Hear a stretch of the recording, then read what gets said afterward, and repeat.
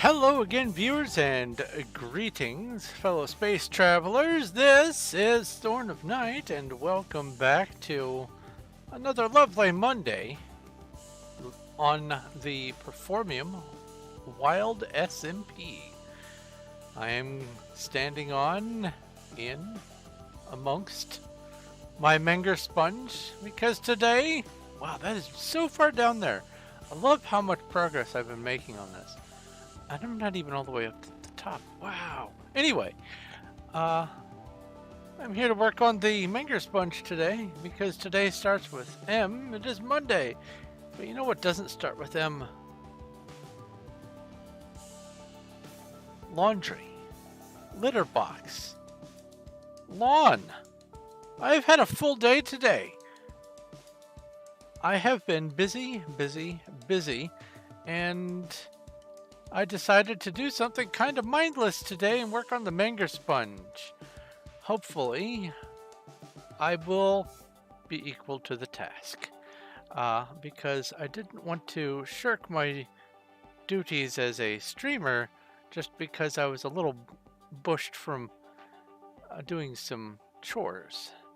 So today, we're making progress on the Menger Sponge, and it's going to be a lovely day. I may even include a little fallout shelter, but right now I'm kind of in the middle of shuffling things around, renaming my dwellers, moving them from place to place, arranging some of the rooms a little differently. It's kind of hairy, so if I do open fallout shelter, I'll feel kind of obligated to spend some time on it, so I think I'm just going to stick with the Menger Sponge today. But before I get into it, let me hide this, close that, bring this up, click on this button. Hey! That's so much easier than the way I had it before. I would like to say thank you to the people who are able to help support my channel on the things that I am working towards and have been working on. I have so much stuff going and so much stuff planned that sometimes it feels like I may never be able to implement all of it, but slowly but surely, one thing at a time, I'm squeezing things down the pipeline, and we're getting more and better stuff, and a lot of that's because I'm able to not have to worry about as much of the things on the back end because of Patreon and the people who are able to help support the channel through it. For as little as $1 a month, I can have a little bit more breathing room about not having to worry whether or not I can replace a mouse or get a new keyboard or whatever, new headphones, something. Anyway, I will say that for people who are supporting on Patreon, I do have more down the road planned, but I do have a few perks, including free autographed copies of any books that I publish while I am, or while you are supporting. So if you are at the $10 tier, which is the Lapis tier, you get a free signed copy. I should, from now on, all of my stuff should be hardcover, but I do have a couple books that might end up being too small for me to be comfortable putting as hardcover. They might work, who knows, but it just feels wrong to have too little of a book as hardcover. But if it seems like it's going to fit, then I will even do those. But for right now, I've just got a couple of books. You can follow the links to those on Amazon. Down in the description, I have links to both of my current books, and there's more on the way. I was hoping to get one published before the end of this year. It looks like it's going to be a little snug on the timeline, so I'm just going to, instead of forcing myself into a stressed mess, I'm just going to work at the pace that it needs to be worked on. But you're not here to hear me ramble about that. You're here for some Menger Sponge. So let's get into that. Hide this, turn that off, I did turn the music down to 25, I believe. Man, that font is so tiny. 25.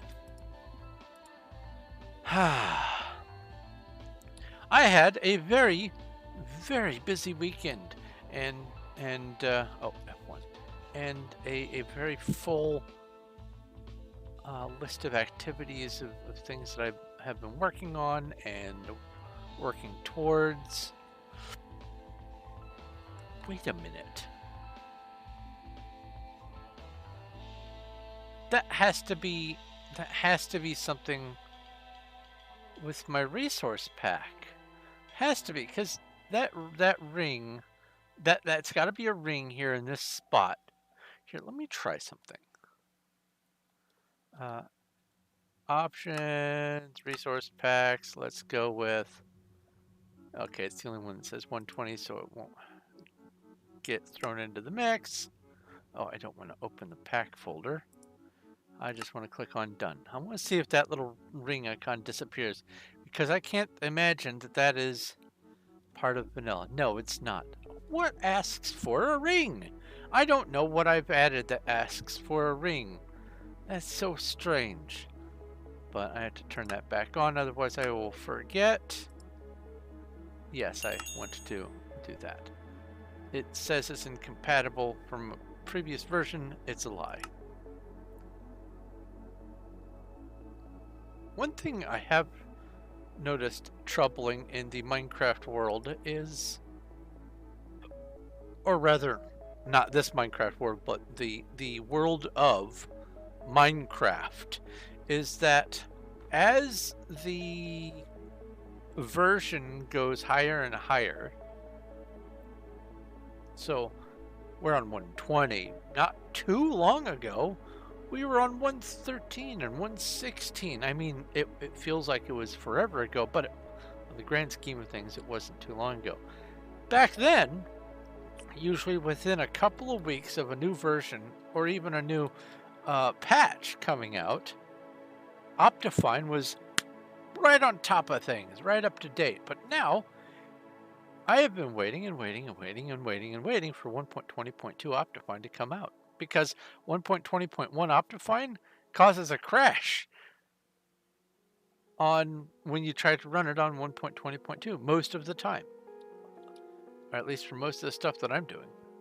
So I don't know what is up with Optifine, but I have a number of things that I'm working on and working with that need Optifine in order to be functional and work the way they're supposed to. And I'm just kind of at the mercy of the fine people at Optifine. But I have concerns, because it feels like it's taking longer and longer for every version of Optifine to come out. And that might be because Minecraft itself is becoming, I don't know, harder and harder to work around for making it work for Optifine. But you gotta think that even just to put out a bare minimum, at least it's functioning on 1.20.2 minimally version, it wouldn't take too long. Because if you're going for perfection, you're never going to get there. And by the time the next version comes out, you're still not even going to be done working on this version. And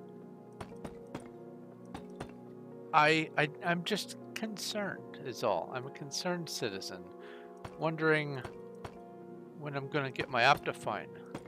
Because I would like to be able to do things like zoom in on 1.20.2. And also, I would like to be able to use the resource packs for my data packs. Like, there's one that it requires Optifine, and it changes the appearance of certain kinds of armor and tools. It's called the Enderite upgrade. And I think it needs to have Optifine because things that work with the Elytra and the Elytra animations need to have Optifine to properly work. As far as I understand, that's what I gathered from some of the discussion.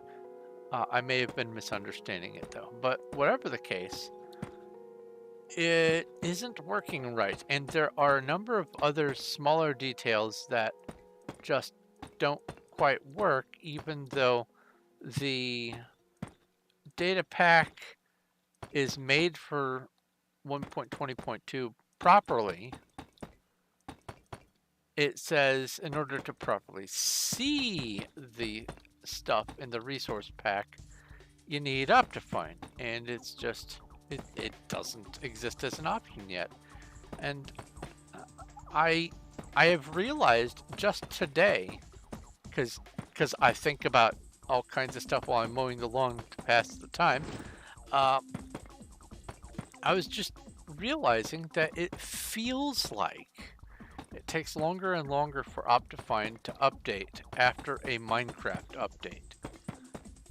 And I don't know if that's just my imagination or if it's actually something measurable, but I don't feel like I ever needed to wait too long in the past.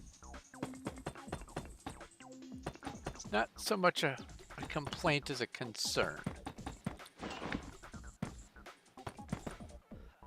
But I do miss my zoom. Speaking of zoom, let's look down here. Get close enough for this to register. 20 days. 20 days. Either they are going to be liars or they're just going to be lazy. No matter what, I'll know in about 22, 23 days. And if they do abandon it by just not being on, or if they abandon it by coming on and saying, hey, here, you can have this spot. No matter what, I am waiting with bated breath for Here Hold My Hobo's spot to unclaim. They did promise that they were going to unclaim it for me.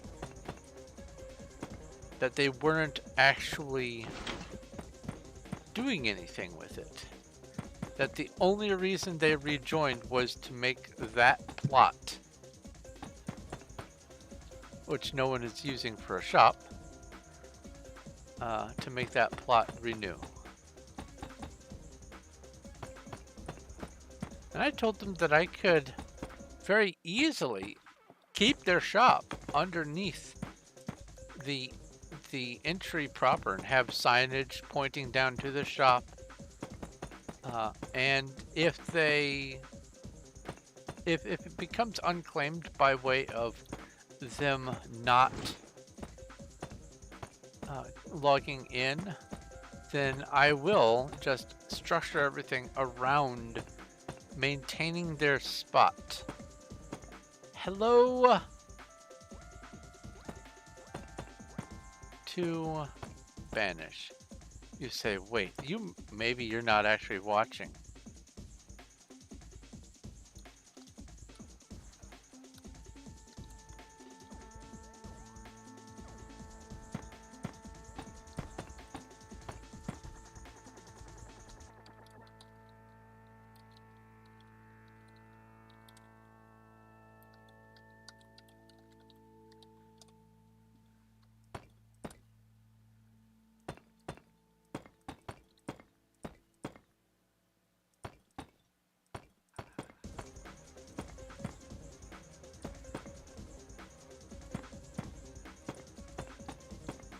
When RGA streams on Saturday, you get gems if you participate.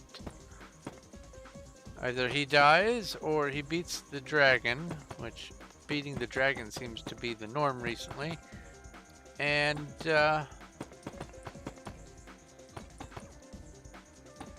when that happens, you get to mine for some gems.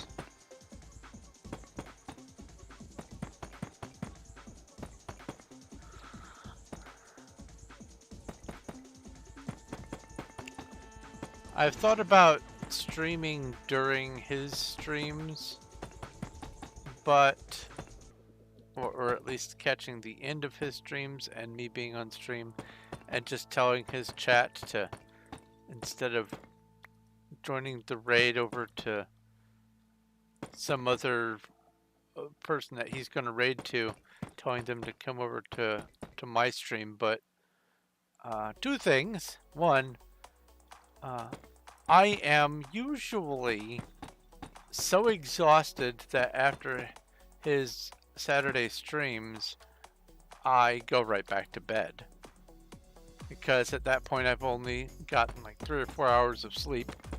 I get up, I mine for gems, I try to stay awake during all of that, and then I pass right back out. Because my schedule is a third shift kind of schedule. I'm not accustomed to being up at 11 in the morning my time.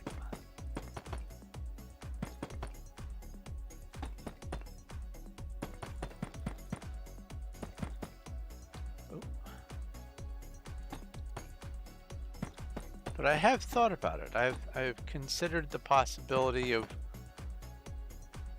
foregoing my normal routine and just for Saturday switching things up to see if anyone might be interested in watching my stream. But the other reason why I have not really pursued that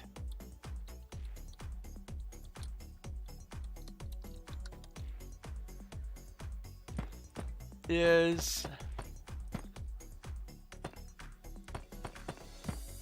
at that point I'll probably only be working on like this Menger Sponge, because I'll be spending all of my time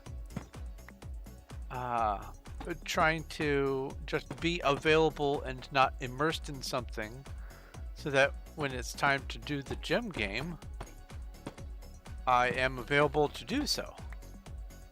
So it's a twofold reason. One, I'm exhausted usually, and two, I'm not sure how exciting, if at all, anything that I could be doing on a Saturday morning is going to be to justify telling all those people to flock over here.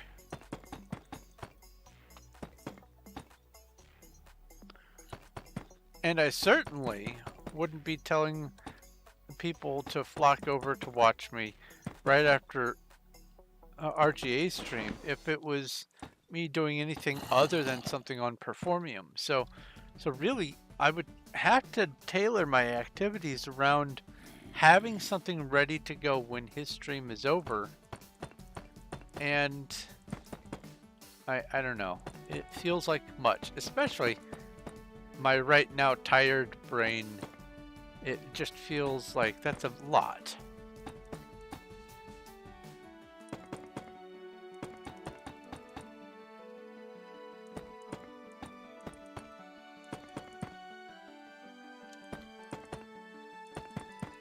Oh, speaking of streams,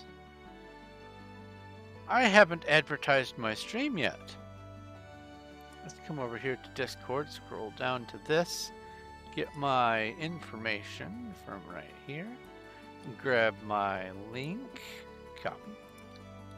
Oh, also from Discord, thank you to XBlaze Ninja Zero,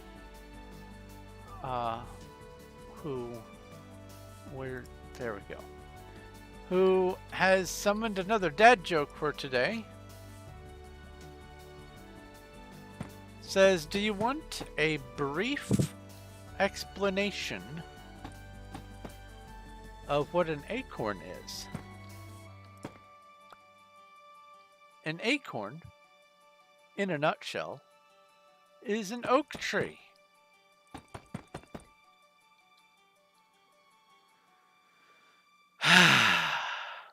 Thank you, Dinobot, for the dad joke. Anyway, let's do this.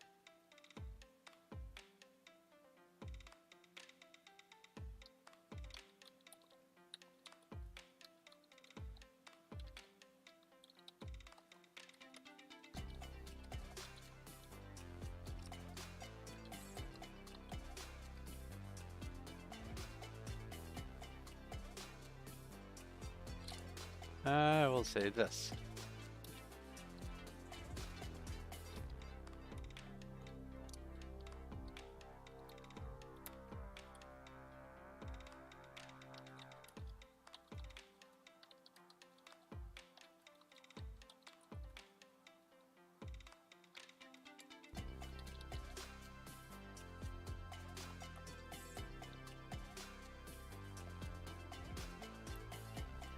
Paste that.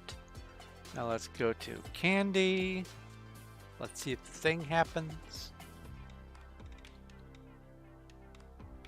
Move over here so that I have moved before I chat. And go paste. And yeah, it didn't take long for the population to drop down 4 rows. Anyway, let's see here. Wild. And then I have to go P time at noon because it's always sunny, and P weather clear because it is always nice in Buildadelphia.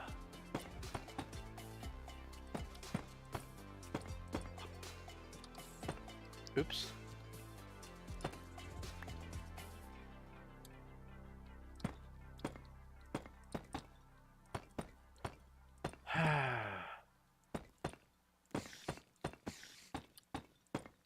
I had a dream last night, today, however you want to talk about that time period,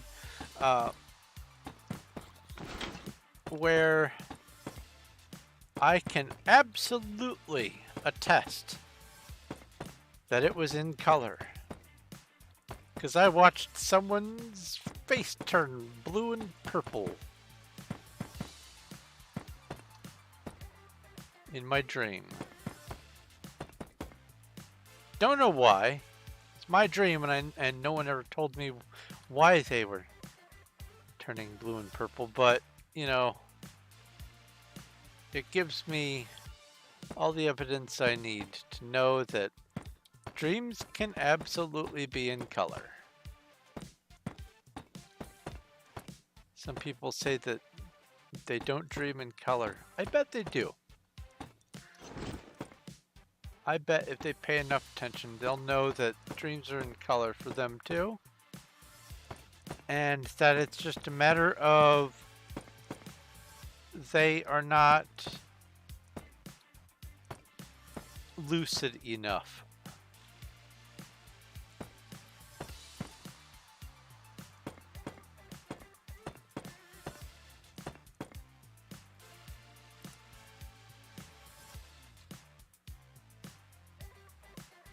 Oh yeah, also, hi, George.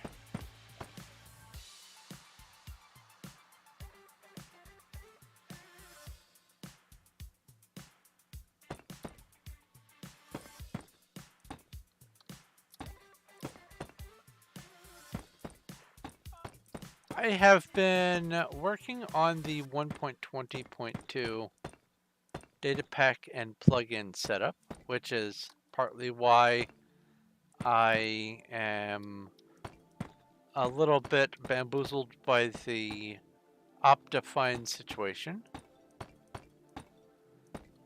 And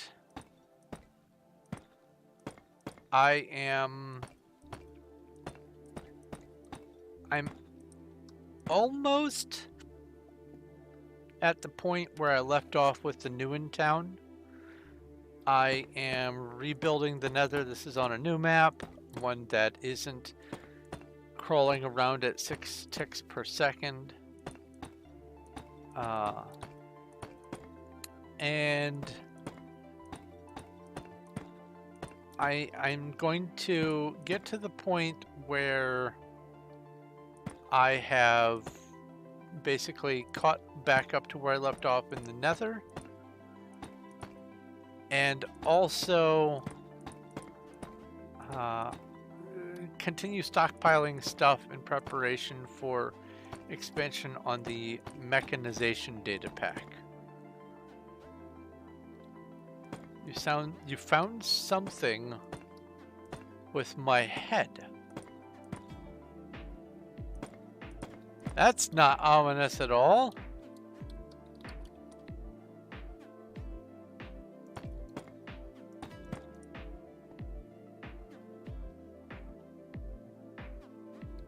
Oh yeah. This is the Temple of Hecate by Varanya and Tensor Rage. I helped build and set up this place. Let's see here. Koki, Floof, Bean, Dino. I guess Tensor Rage and Varanya don't have a seat up here.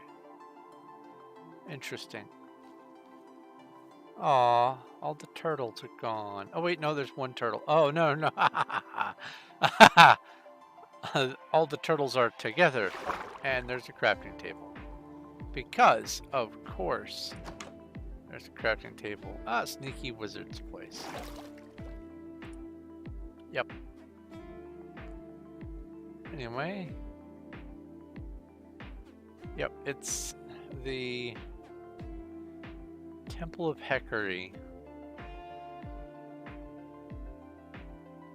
It started as a very, very ordinary looking rectangle, and I wanted nothing to do with the rectangularness. I said, give it a sloped roof.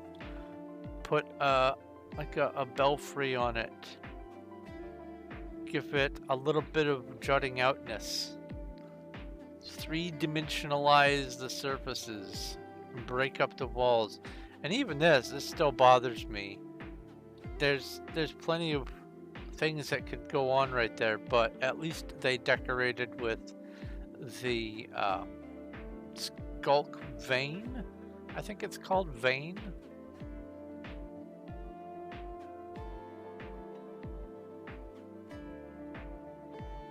That's a lot of purple glass. Anyway, back.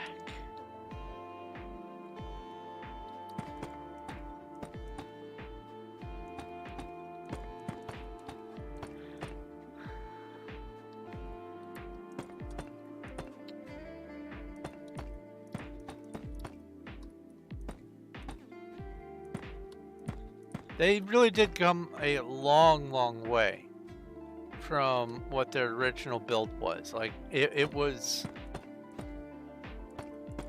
And this is coming from someone who's building a big square, a big cube. It was too rectangular.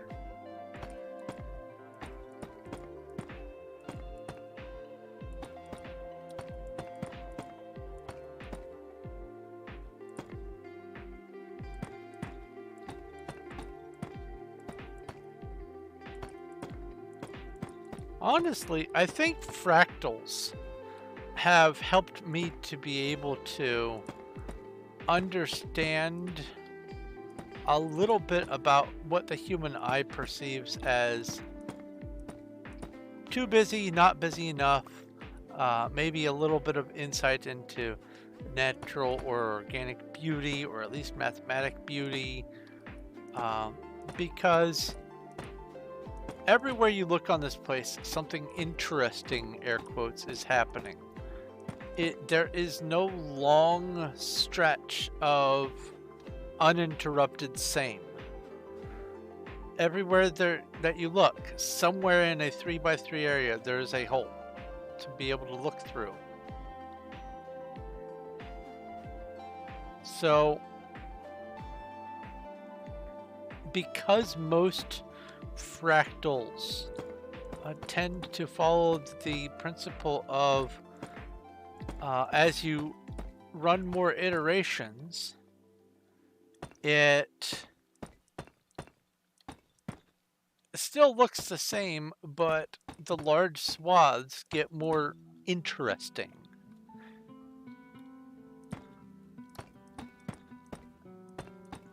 And so I think that my interest in drawing and building and designing fractals and things has helped me with some of my architectural concepts, at least in Minecraft.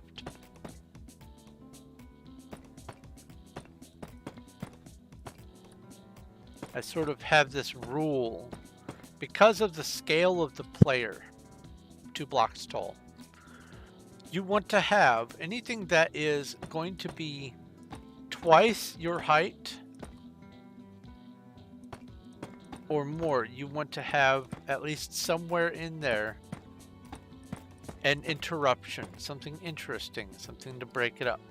Have a 6 tall wall that is just a big flat wall that's really long and 6 tall. Put a window on it. Even if the window is non-functional, have a pretend window.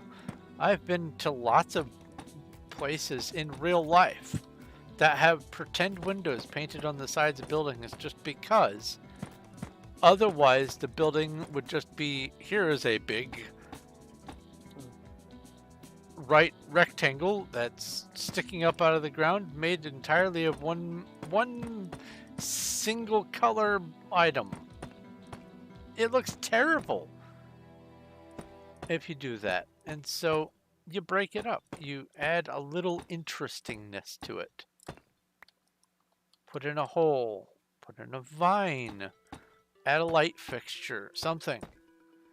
And if you do that well enough, you can make any structure look interesting.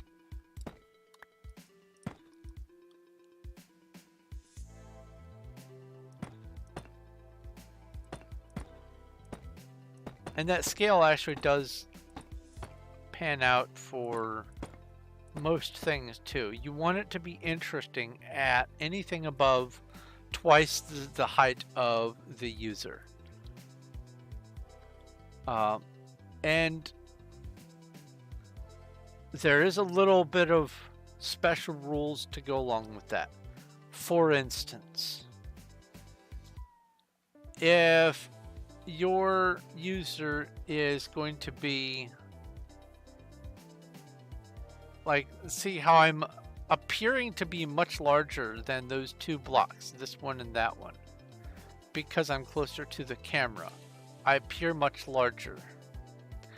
What you want to do is, at the distance that you're making something you want to be cool looking, like seeing me looking like I'm standing on those blocks right there, it makes it look like these blocks off to my left and right are actually meant to be one more of them to be my height. So I would be 3 blocks tall by this reckoning. So in this circumstance, 3 blocks tall is still okay. Even 4 blocks. But once you get in the range of 6 blocks tall, you have to make it interesting. You have to do something different. Otherwise, it just becomes too monotonous. Now, this is just an optical illusion. I'm not really 3 blocks tall. I'm only 2 blocks tall, and so it needs to be 4 blocks. But you have to go by perspective. So like this right here, 10 units tall would need to be the cutoff for interestingness. Because you also don't want to get too intricate.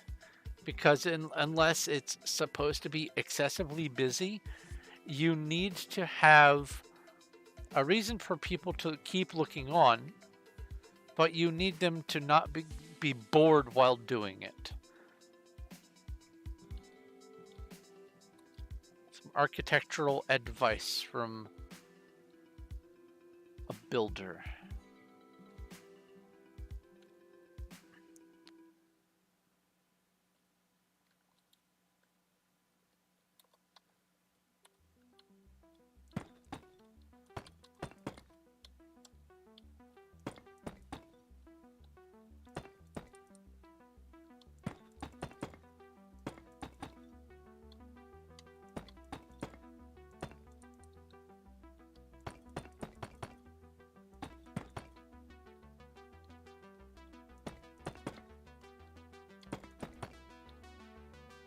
Oh, I'm past it.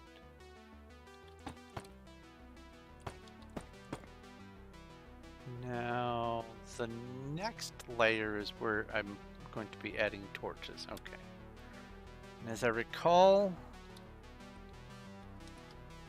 yeah, I have plenty. Oh, and when I say pretend windows,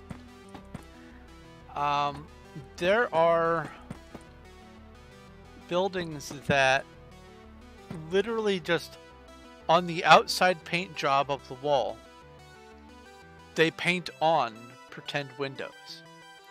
Because maybe there's stuff going on there that they can't let be seen even in the days before there were remote controlled drones. They wanted to make sure that nothing was visible to the outside world. Or under the circumstances of their architecture, glass was too costly, or it was too much of a weakening to the infrastructure, and so they had to have solid walls instead of windows. And so they literally painted on windows. But in Minecraft, you don't have to just paint stuff on. I mean, you can swap blocks out. Like, if this was all a solid thing, then in these holes I would place a different colored block. That would be enough. But you can build out. You can add depth. And that's usually enough to make something more, quote, interesting. Is a little bit of depth. Just a smidge. You don't even have to go overboard.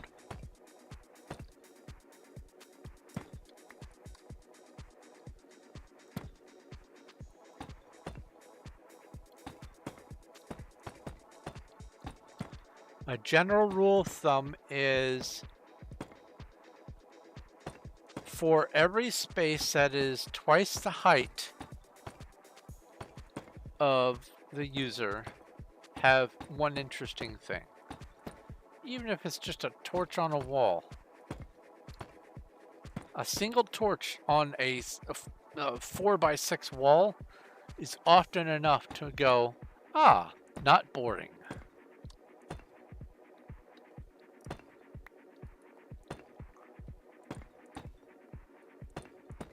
Although if it was 6x4, I would do 2 torches, one at the 2 position, one at the 5 position.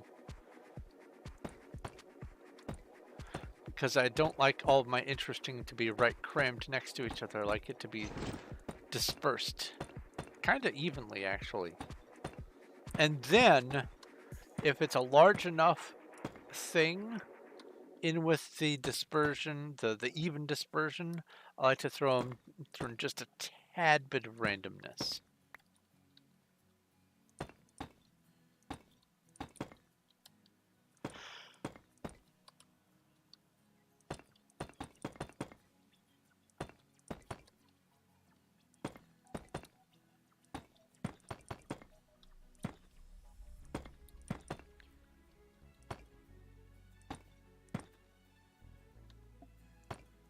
A storage house in the middle of nowhere.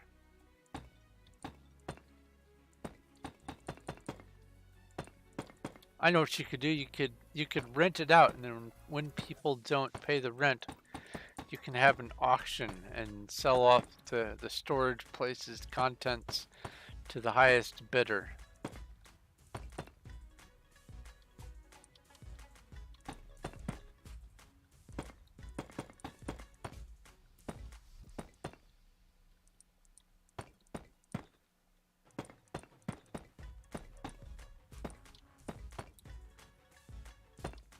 I personally know someone who sued the pants off of a company so bad that the company had to buckle, and they went under. But the reason was,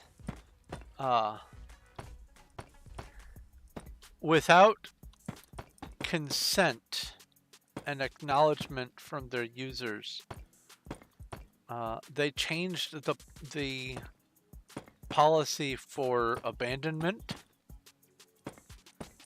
and this person would come out because not only did you have to pay, but you also, for some stupid reason with their new policy, you had to physically visit. And it was like they had to visit once every 6 months, and this person would only be able to get out there once every 8 to 12 months. And this happened years ago. And without any notification, they changed the policy, and this person who had an itemized list of everything that was in their storage, thankfully, this person had all of their things go on auction. And they only found out about this because some of their stuff that they collected resurfaced, and they said, no, I already own that. How is this out? I have all of this. Why is this out? Did someone rob my storage unit? Let's see here, PV2. Oh, I better check what that noise is. Just a moment, I have cats.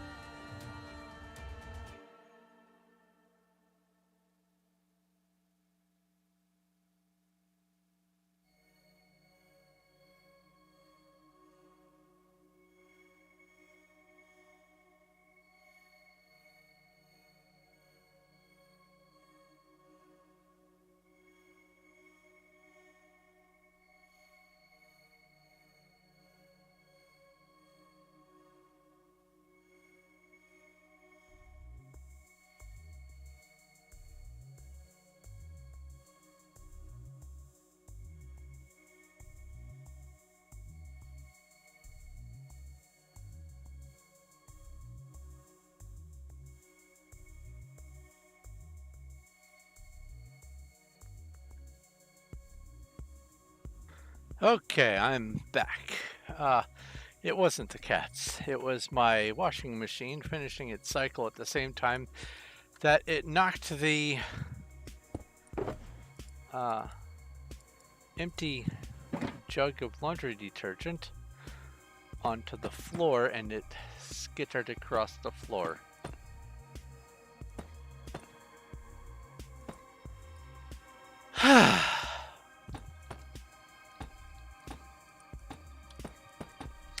What was I talking about? Oh yeah, the rental place.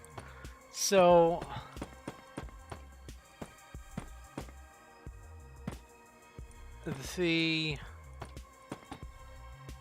the person managed to hunt down the company that won the auction, and they were able to get back some of their stuff, but not even half. And what that company did was on the up and up, and they actually went above and beyond, because they said, all right, fine, technically all this is ours, but this was yours, clearly it was yours, here, have your stuff back. We have no control over the things that we have sold of your belongings. And some of those people did eventually get back in touch with them. Most of them wanted to be reimbursed. So some of the things that this guy just, there was no way of getting any other copies of it. They went ahead and just said, okay, fine, I'll pay again for this thing I already own. Hooray. But the majority of the stuff that they couldn't get back, they sued for. They sued for the value of it. And it was documented, all the value. The thing about being a collector and having things minted, or not minted, graded, is there's a paper trail. And this person was meticulous with their paper trail. And because they were not informed of the change of policy, it would be one thing if they mailed something out and users, tenants, wherever you want to call them, had some amount of time to respond. But no, this never happened. They never sent anything out. They never reached out. It was just an in-store posting, and that was shown to be not enough to justify them saying, haha, all your stuff is mine now. We're going to auction your things.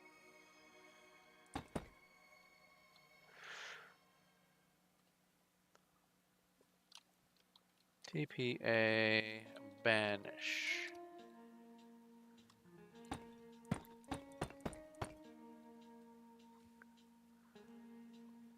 Well, I mean, it's a nice size for a house, and then the storage can be in the basement. Or you can put in like attic space and just have a little ladder that goes up to the attic. You could do a lot with it.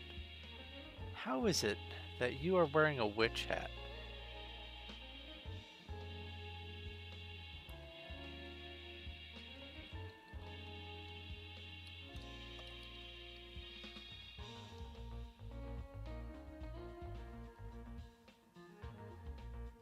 How are you wearing a witch hat?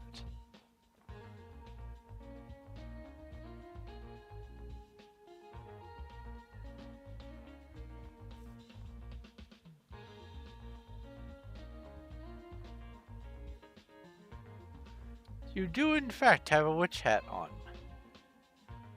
I'm looking at it. Is it because it is a netherite helmet? Does that turn into a witch hat? Oof, because some Halloween leftover thing.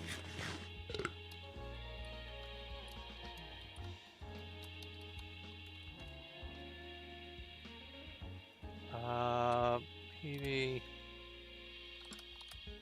Where would I have my witch hat? Is it in 30? Or not my witch hat, my netherite hat. Hold on, let's go back.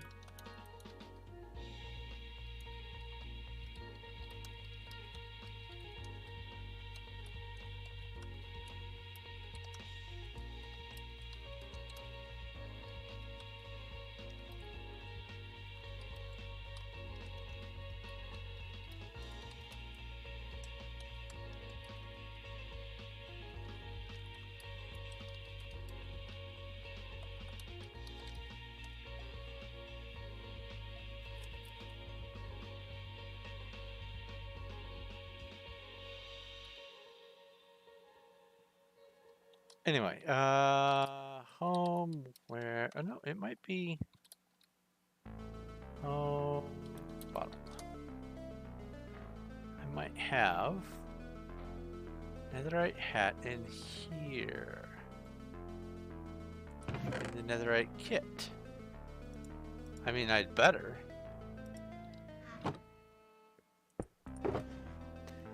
Netherite kit helmet. Let's put this on. And look at myself. No.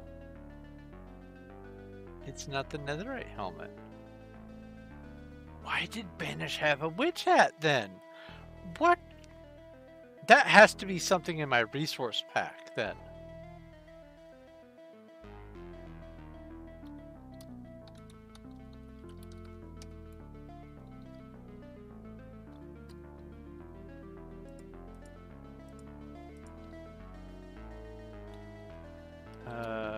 Slash hat. And then do this.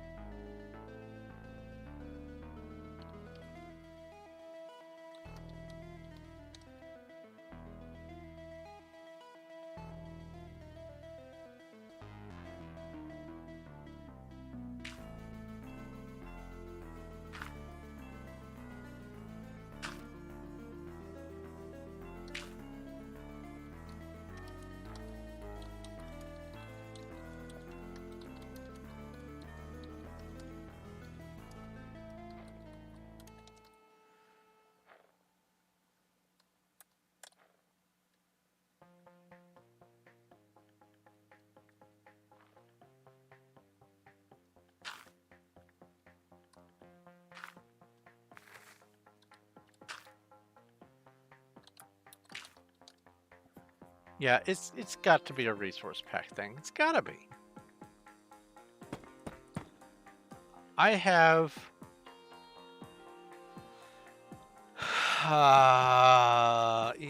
seven, 8. Around 7, I'll lowball it.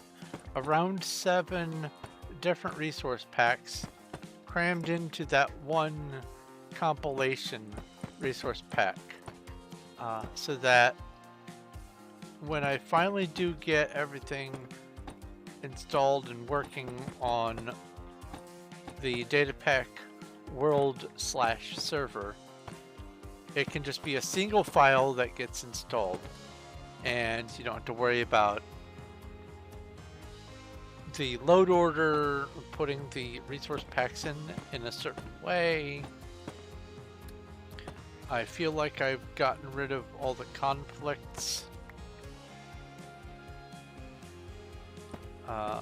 The only problem is there are a couple of things that have some issues caused by lack of Optifine.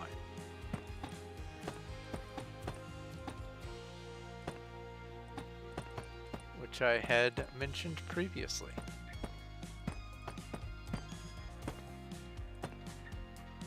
Let's see here, this version is 1.19.4, so I could theoretically demonstrate what I'm talking about with the Enderite upgrade, because I have the Enderite upgrade on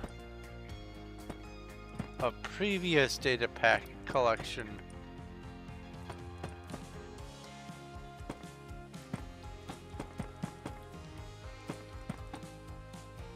It's largely unimportant, but basically it turns the gear that you add Enderite to. You have to have Netherite gear, and then you add Enderite to it, and it turns it into this kind of... It's like the Crying Obsidian purple on black, but it's more vibrant. It's a really nice color of purple, violet, blue tones. But then, on top of that, they went one step further and did something that I've always thought should be the case. And they made it so that you can attach an elytra to your chest plate. That way your elytra has the full chest plate armor, and you don't have to worry about swapping between elytra and armor.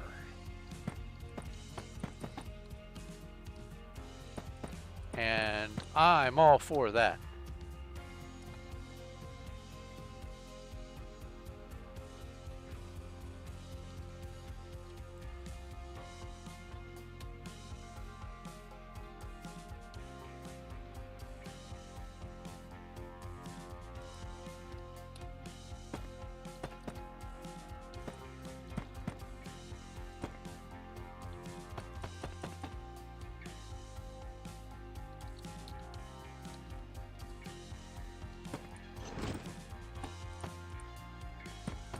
Yeah, there's this monument to cancer and fighting cancer that I don't even remember where it is anymore. I think it's somewhere in Canada. It shows these people, I presume family or friends or whatever. I think they're holding hands, and they're walking through these geometric kind of hollow cube-shaped things. And I thought that, well, the fact that it was hollow cube-shaped things, that it would lend itself pretty nicely to building a Minecraft. But also, I was laying out a schematic in my head for how I was going to build it, and I realized that it would look pretty darn cool if I had a sort of an inverse build, which is to say, have this plane, this reflection plane, and down below have sort of drab, dull colors, and up above have vibrant, bright, and lively colors, and have it be a mirror image and demonstrate all of the awful stuff that you are bound to have to go through when it comes to fighting, surviving, or succumbing to cancer, and also everything involved with not only the person who is struggling with that, but also their loved ones and stuff. And then that all, it exists. It can't be just ignored.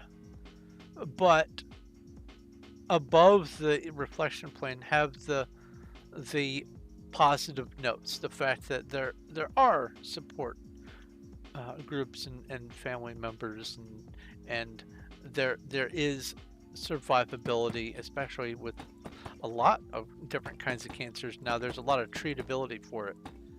So I was wanting to build this thing, and I had accumulated a lot of claim blocks and was starting to get all the materials I needed for it. That's what my copper farm is for, by the way. But then Duck got the axe, and so I had to come over here and kind of start from scratch. But now that I've got more block palette to work with, I have designed how I'm going to have it look roughly, and then I'm also going to have it not just be that monument, but I'm going to be building a structure around it and below it and all that. And it's going in the nether, and it's going to be, you know, the drab kind of nethery colors on the bottom, and then it's going to be made as well as it can to look overworldy above. So that's the general premise of it.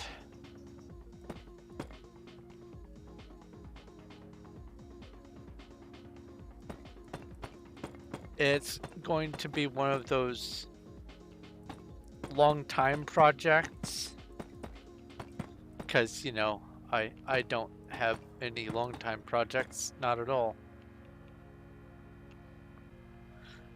but it is in the works, sort of. But I estimate I'm going to need... let's see here. I think I figured...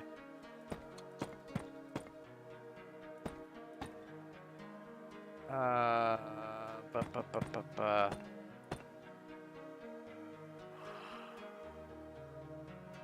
138,000 claim blocks? That sounds close. 138, 148, something like that. Above 100,000. I've got 22,000, and with this 11,000 gems I can get more. I do want to leave myself a buffer of gems in case something stupid happens, like they decide, haha, now Wild's getting the axe, because I mean, their business, and it doesn't make a lot of business sense to keep this server going if there's only a few rows of players. But to be fair, this is actually a lot for a normal-sized server. The population that they have over on Candy, those are layabouts and vagrants, as far as I'm concerned. It's all the people who just want to be where everyone else is. They don't have a home. They are couch hopping. And when Candy is no longer the new hot freshness... Oh, I needed to do...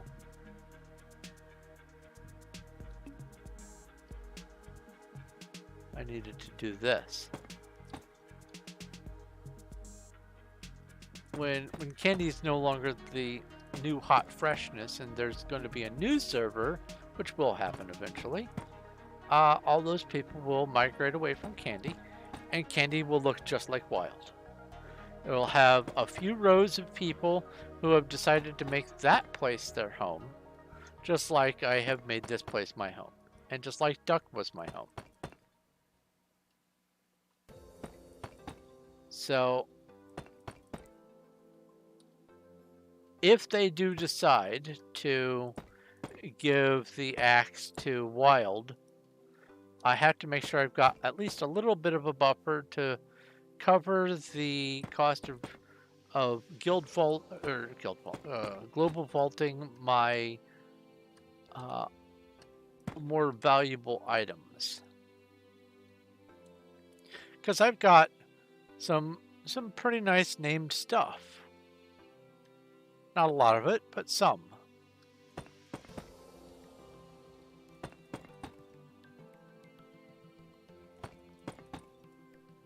Alright, now that layer outside is done. And I can do this.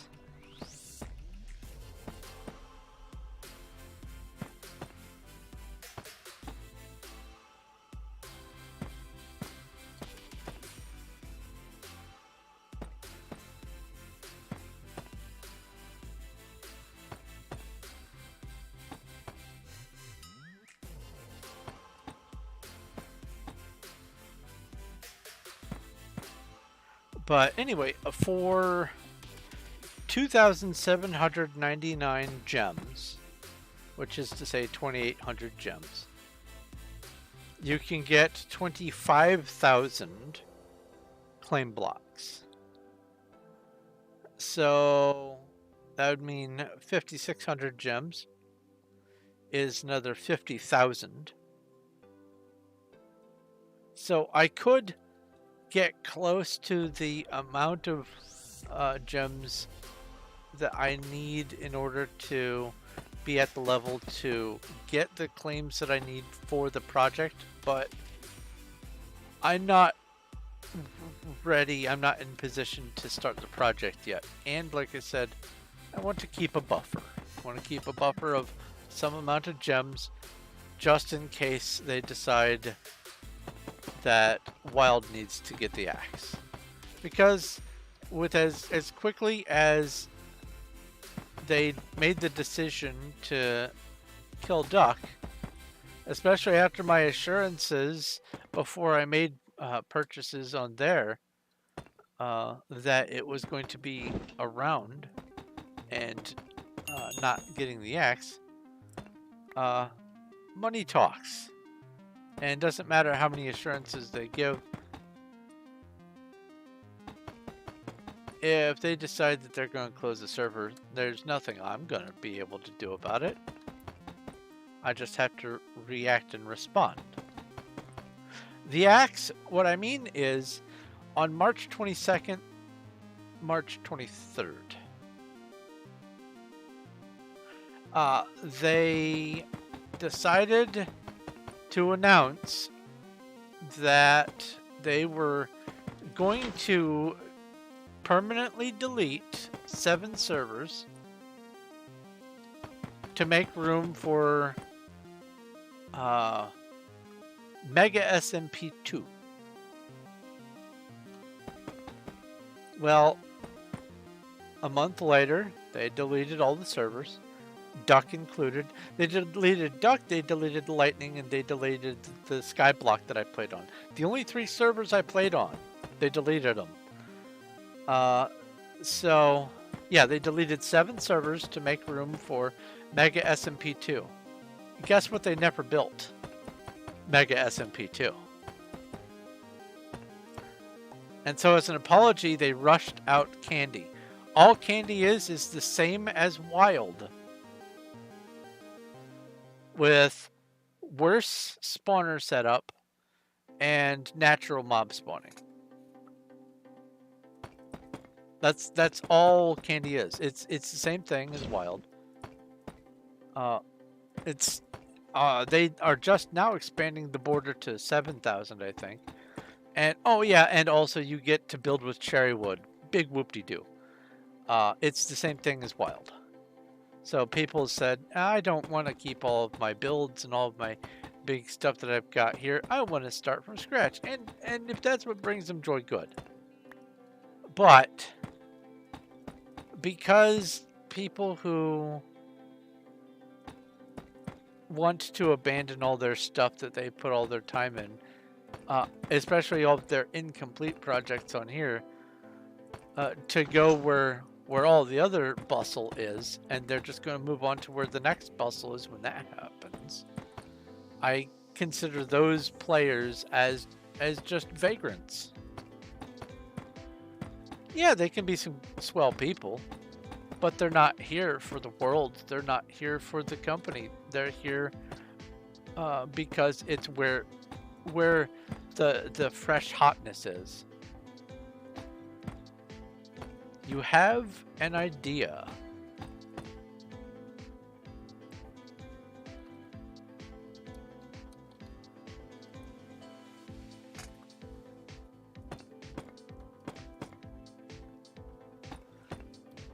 What is your idea for the storage house? Double the size? Like build it twice as big?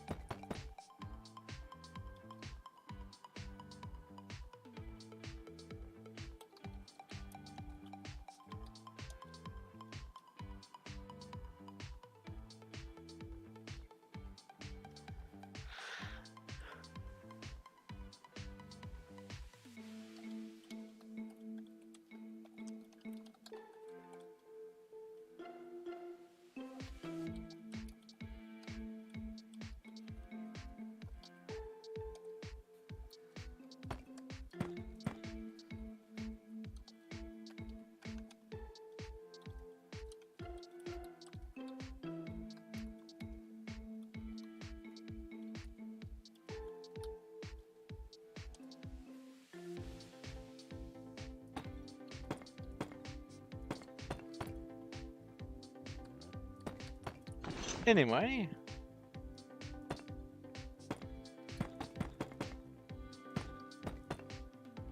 So what is your idea? And just on the off chance you're not watching, like, you know, maybe you've gone out of phone functionality or something, I'll also type it.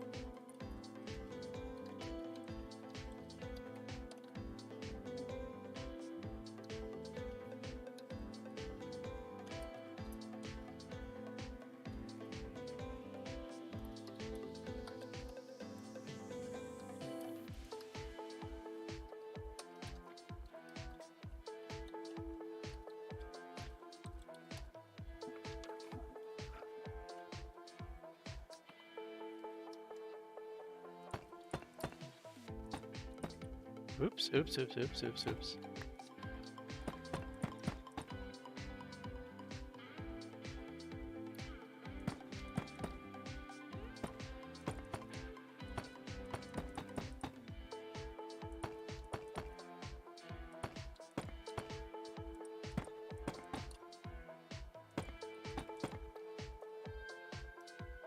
Oh good, I have space. Ooh, 2 sets. Fancy.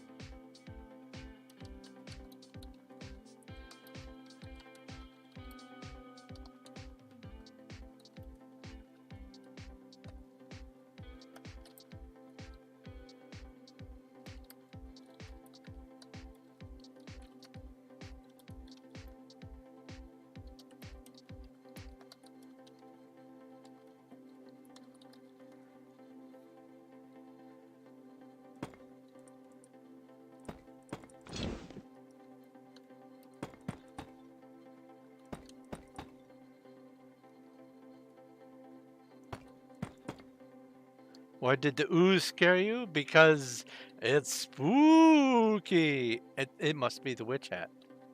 That's what it is. It's got to be the witch hat.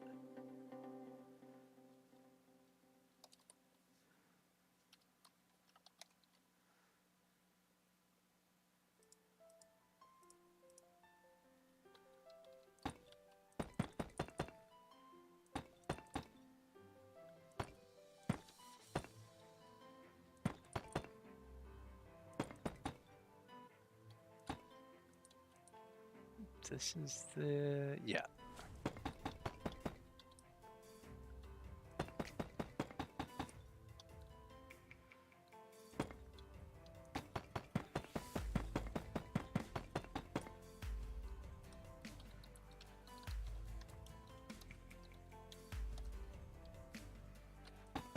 That really is weird. I don't know what's causing the witch hat. It might be, well, let's see here.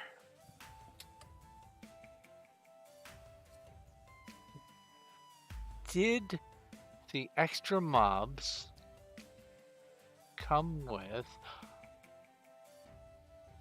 That's exactly what it is. That has to be it.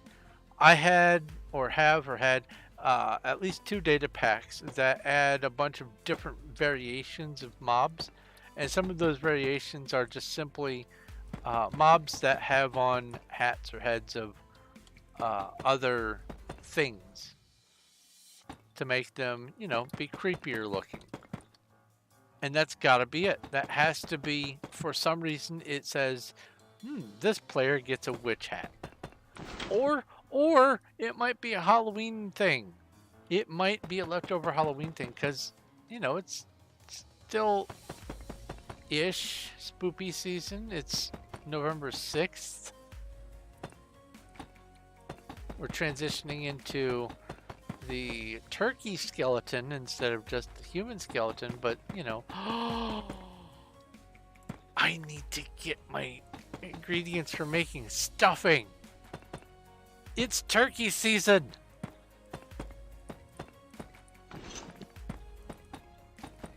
You shut up, stomach. I fed you earlier.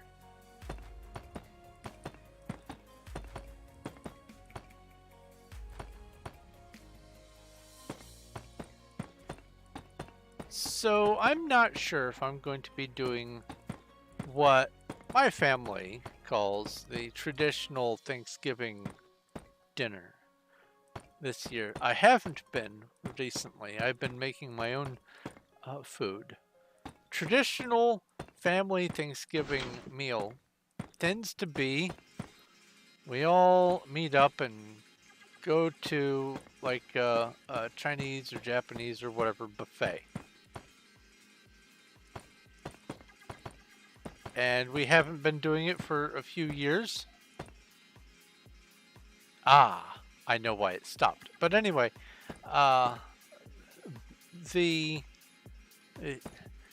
let's just say it happened to coincide with 2020.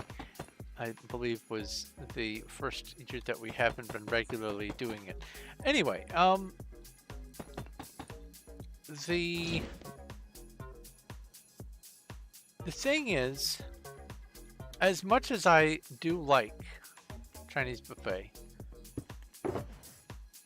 or other kinds of Asian buffet, I have been enjoying the act of cooking and making my own meals and also making my own holiday meals and such.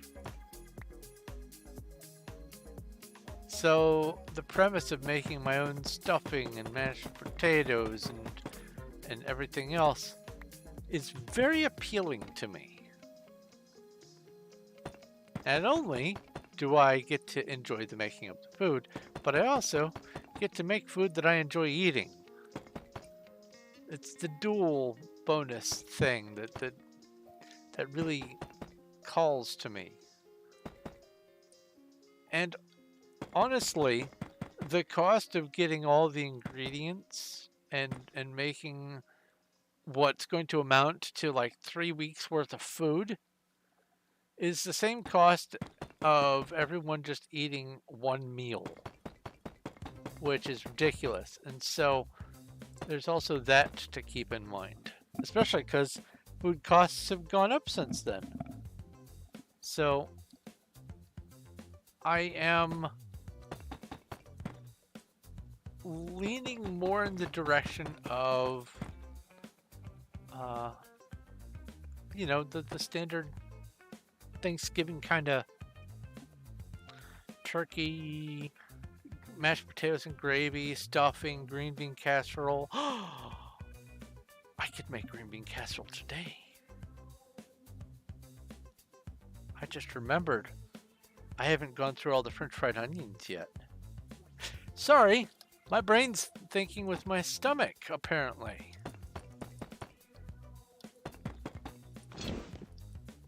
On that note, did you know that you technically have a second brain? You have a stomach brain. And it is what helps communicate with your big brain certain kinds of things, but it helps to trigger some of the effects of dealing with things that are going on internally, making you hungry or full. It has its own neural net, and it can do some kinds of thinking. And interestingly enough, through some kinds of experimentation, it has been alluded to. I won't necessarily go so far as to say shown, but alluded to that when some people sometimes get that gut feeling that really is honestly stomach brain trying to communicate with big brain going, hey, we don't like something that's going on. Ow, I bonked my thumb on my mic.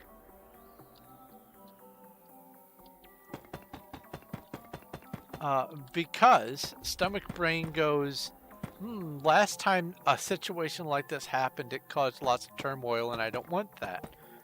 It has sort of a general response to all kinds of different things, and it can cause a certain kind of gut feeling. And more often than not, going by your gut feeling, your initial response on something, you're more likely to be right if it's a situation that you're even vaguely familiar with. Because big brain likes to overthink. Like I said, I'm not sure if it for sure is the same thing as the gut instinct, but it seems to be implied that it contributes, and I think that's really freaking cool. But the downside to that is when you start recognizing that you're thinking about food, your gut brain says, food? Food, food. And it makes brain go burr.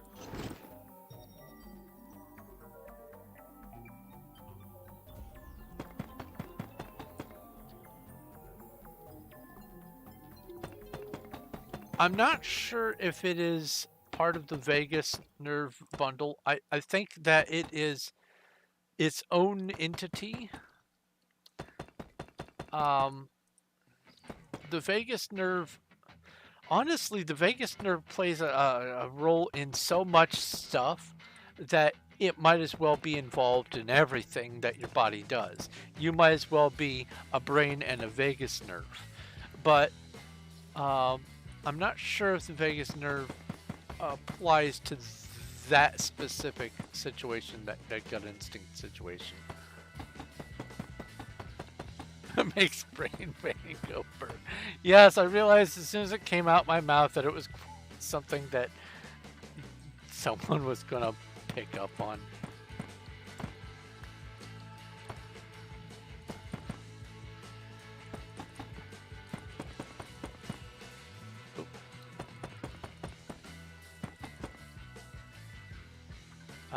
But yeah, it's November 6th. We are into turkey month, and I need to start planning. A lot of people go hams for Thanksgiving, and I think that that's terrible. Hams are for Christmas. Get a nice orange and clove, slow roasted, like honey basted ham. Make sure you've done all the prep work. Get that set up for, that's a Christmas meal. Ham is Christmas.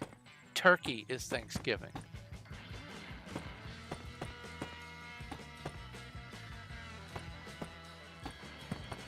And for anyone who is in a place that does not celebrate Thanksgiving, know that Thanksgiving isn't the important one for me in November. It just happens to coincide with the fact that my birthday's basically at the same time as Thanksgiving. And so I associate Thanksgiving food with my birthday, and as a result, I love Thanksgiving food.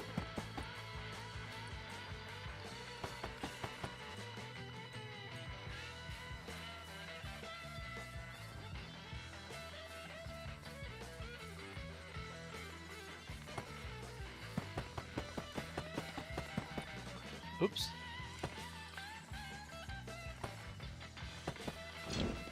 build myself into a hole.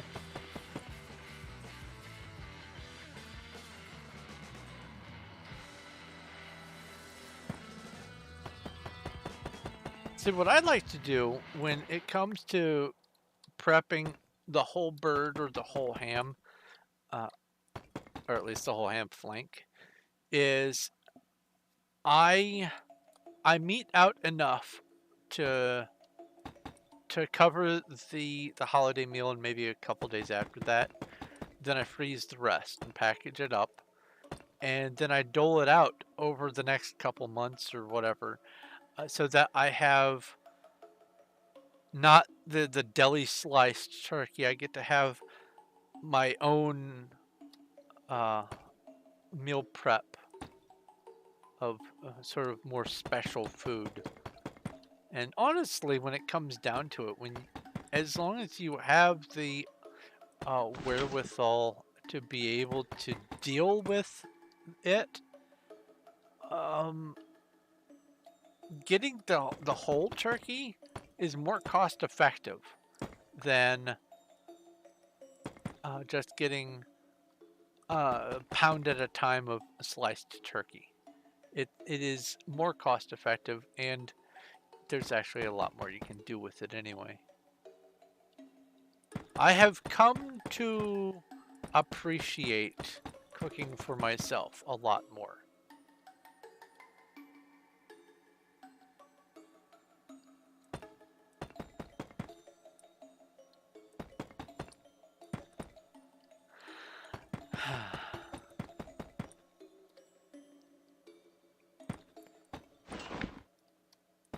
I will say this thing. I have largely reduced my egg intake since my health scare, and I am afraid to say that I feel like doing with less egg is going to be healthier for me. I hate that because I love eggs. I love eggs. Scrambled, poached, fried, eggnog, hard-boiled. Eggs, eggs, eggs. Eggs for days. Deviled eggs. Love them. I could eat eggs every meal, every day for the rest of my life. It would be a very short life, apparently, but I could do it, and I would happily do it. But because I've cut them out, I find myself missing eggs a lot. So I think this year I'm going to be hunting down a good old recipe for some deviled eggs.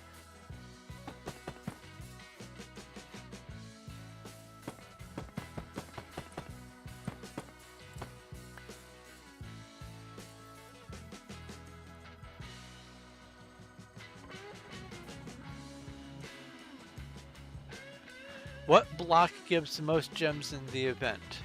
There are two blocks that give 100 gems. One is the amethyst cluster. That's the easiest to dig. And the other is the block of netherite.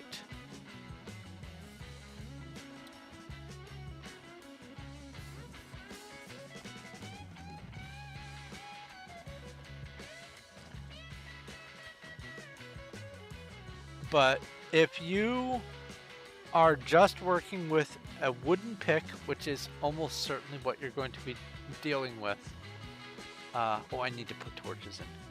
What you need to focus on is just converting everything you can and trying to find amethyst, or if you feel the need to constantly be digging, go after the coal ore. And here's why. Because by digging, you reveal the block behind what you dig or beneath what you dig. And then you convert that block. And coal is the fastest thing to dig, just hands down, other than the amethyst cluster, with a wooden pick. Now, if you get something better than a wooden pick, that opens up all kinds of possibilities, depending on what pick you can get. But That's right. I was getting the torches. Yeah, you want to spend as much time as you can trying to reveal blocks to find amethyst clusters, and along the way dig coal ore. Coal blocks take longer to dig with a wooden pick.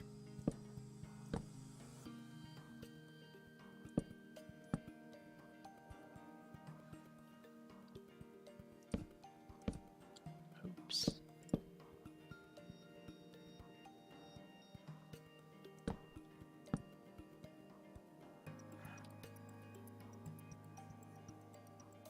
I knew it looked funny.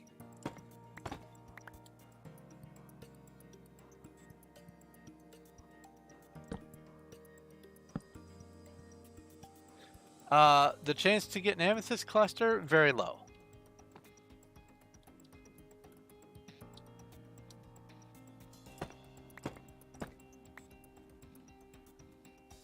The chances to get the clusters are ultra low.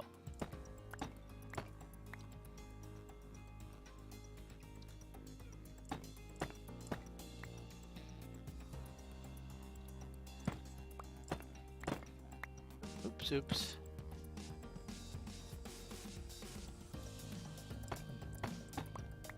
But as long as you stick to it, you're going to find some eventually. And because it's 100 gems at a time, yeah, you could miss out on getting 100 gems worth of coal in that same amount of time. Or you can reveal as many blocks as your little clicky mouse can touch and hope to find as many amethyst as possible. And that's usually the best way to go, honestly. Especially if the pot is real big. If you're trying to get a target amount of gems, like you want to make a special purchase, by all means, spend some of each gem run mining coal ore and stuff. But after you get some amount, let's say 100 gems, then you switch over to just simply revealing everything that you possibly can until you find an amethyst, and then rinse and repeat until the gem game is over. It's not... you're never going to get as many gems as the people who spend real life money on doing the trolls so they can get the diamond pick, so they can get the super breaker and all that kind of stuff. That's never going to happen. If you are limited to just watching the stream, playing for free, the best bet that you have for amount of effort and time spent is to just reveal every single block you can as fast as you can and break as many amethysts as you can find. Emerald gives, like, I don't know, 4 or 5 blocks, or 4 or 5 gems, but it takes so much more time to dig through. Oh yeah, that's right. They all got dropped down, so I think it's only 3 now.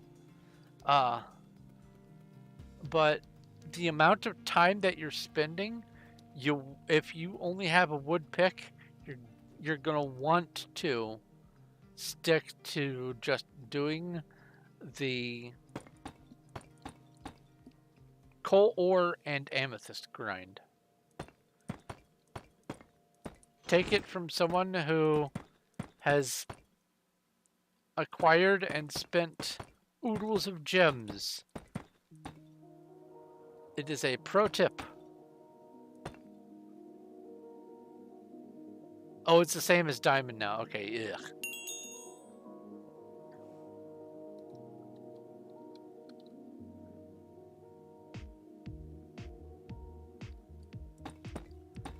For some reason, the walking backwards method it really does a number on my wrist, and so I do the walking forward.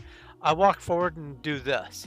Bloop, bloop, bloop, bloop, while holding the right click button down, and it just reveals all the blocks in front of me, and I go slowly. But for some reason, when I go backwards, I think it's because I'm going side to side like this, and it's a different kind of motion. Sorry about that with the camera, by the way. It just really does a number on my wrist, especially if he's done like 3 or 4 gem runs already. So I just switched to walking forward. It's my go-to now.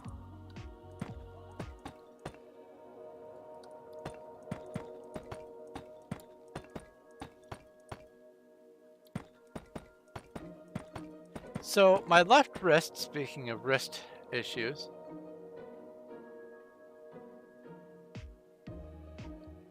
I will say that I think my wrist is at about 60%. It's not taking as long to heal as I originally thought it was going to be. I was afraid it was going to be something like my foot, which took dang near half a year to heal up. But it's still taking a hot second, and it's still got quite a ways to go. But my wrist is feeling a bit better. I did some slow stress testing, some slow bending. There's some movements that I can't really quite pursue just yet, but there's some that I can do that I would not have been able to do a month ago. Let me take a drink here. This is dry today. Oh, that's right. I know exactly why it's dry today.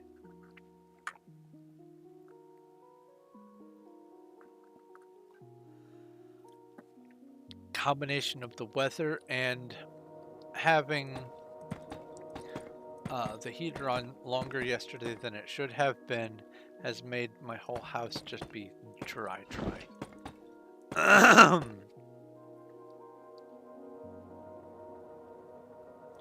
Last Saturday, I was so exhausted. Just 2 days ago, I was so just absolutely exhausted that I woke up. He beat the dragon. I got, I don't know, maybe about 700 gems. And then I went right back to sleep. I didn't even stick around to see if he did more gem games that day.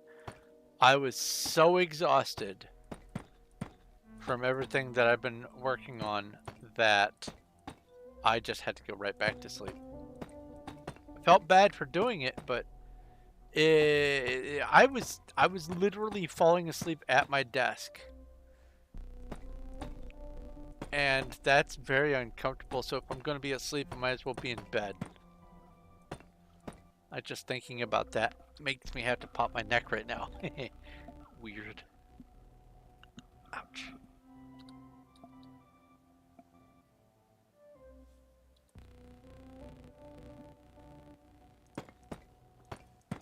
Oh yeah. Wood burning stove and fireplace heat. That'll dry your air out faster than anything. Man, oh man.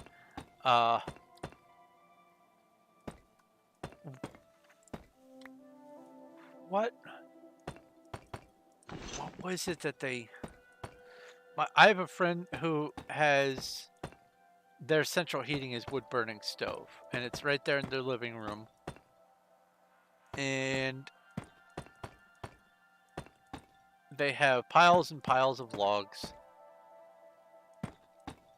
But they do something that it reminds me of, you know how when you put like a blob of CO2 in a bowl of water and it does that spillover smoke effect. It reminds me of that.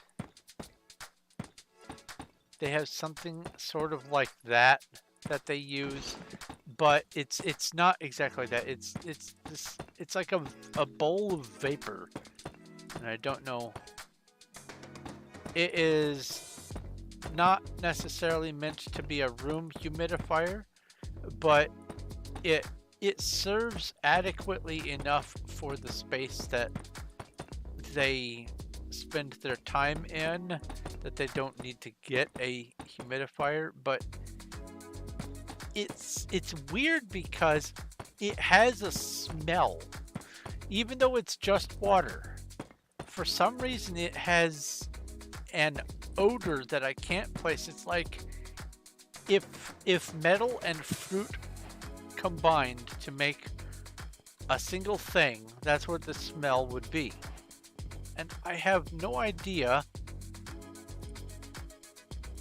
there how else to describe it. And they assured me and showed me for sure it is absolutely 100% just water. But they also agree it has an aroma. Can't place it. It's the weirdest thing.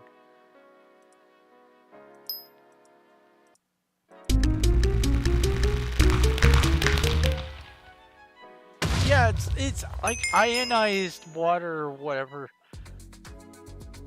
I really don't know what it is precisely, but it looks cool, but it has a sniff.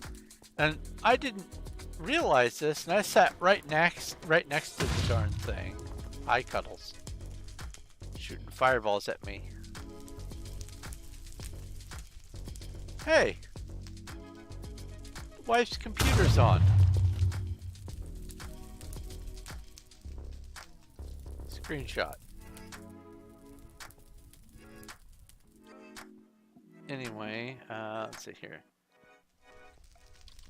Let's go like this and go like that and come over here and bear with me for a second. Do this and that and then come over to Discord and send a message. Boop, there we go. That'll be a nice surprise.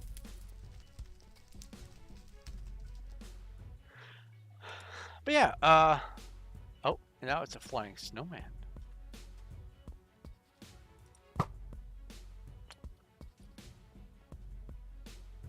I have been shot upon. Yeah, I don't know what the thing is.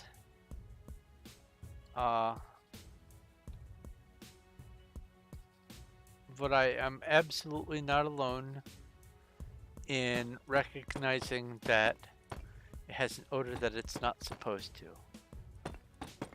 When I first discovered it had an odor, I had been sitting there just trying to make sense of what I was smelling for the longest time, sitting in silence, keeping it to myself because I didn't realize it was coming from that, and no one else was saying anything about a smell, so I thought, okay, maybe it's just me. I'm just sniffing myself, sniffing my surroundings. Is it this, that? Is it maybe my food or my drink? And then I finally honed in on it, and I'm going at the bowl, and without even asking if it was coming from the bowl, they said, "Oh yeah, that thing smells weird, doesn't it?" I have no idea why. It's just water, but it smells weird. And I felt so much better that I wasn't imagining a smell. We guess that what is going on is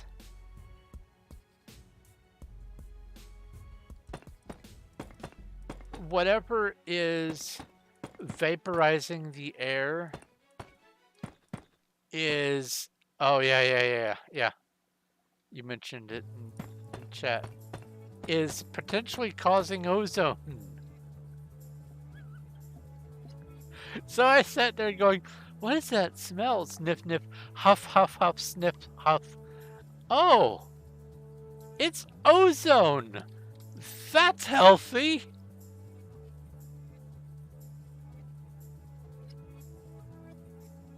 So yeah, that's a thing.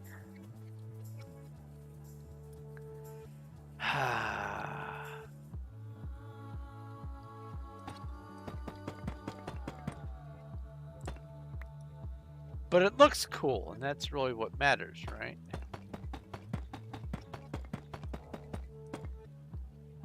And it does partly humidify the air too, so I mean, it works, but at what cost? We don't know for sure if it's ozone. Probably is though. Because it's not like it's steaming. It isn't. It isn't like some sort of heating element is causing something to melt and become a volatile compound in the air. It's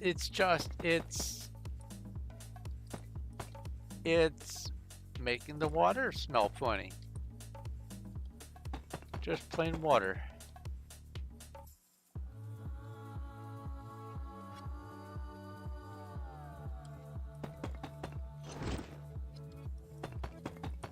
Oops.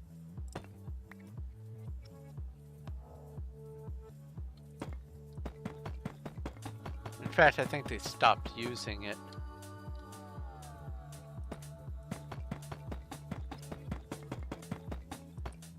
Because the last few winters I have visited them, it hasn't been doing its thing.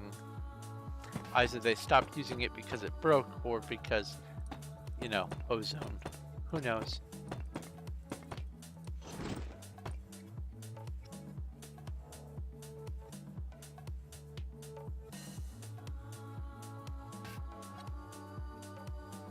Good night, monkey.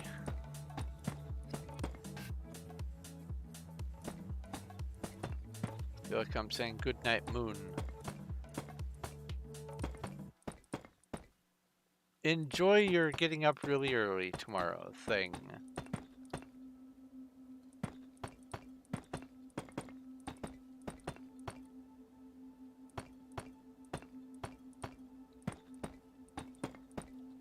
Oh. I'm reminded I need to do that and that.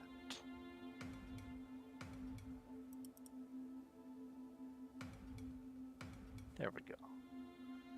And this over here.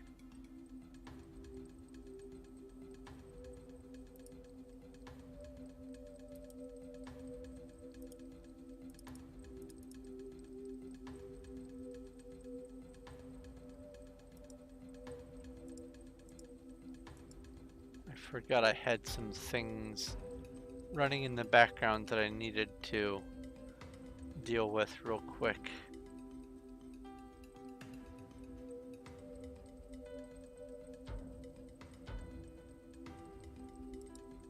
Yay! No errors. It's always nice when you compile something and there's no errors.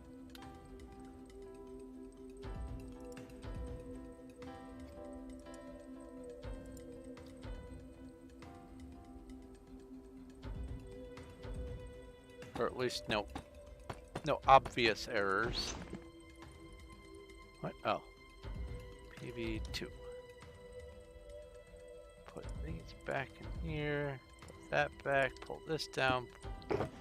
Grab some more of these.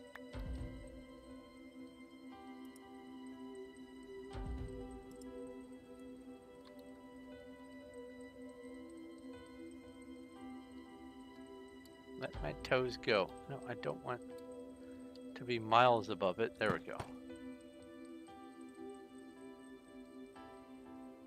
So in 9 days, because that's how long you need to wait to change your name. I hope you find yourself.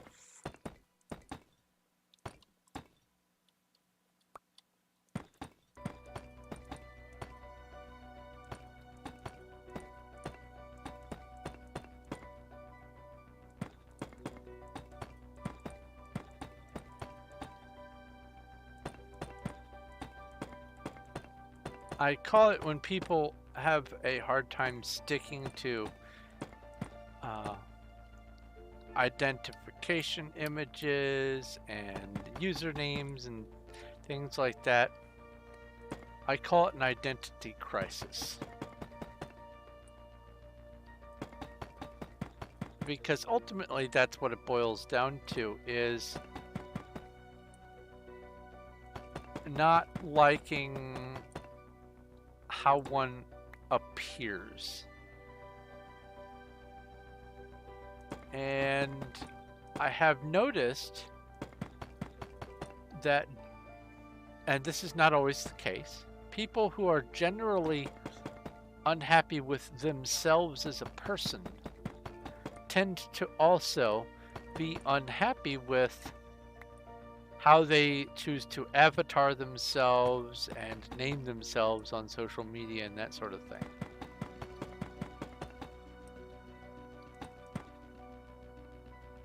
This may be completely separate and far from the mark in your situation.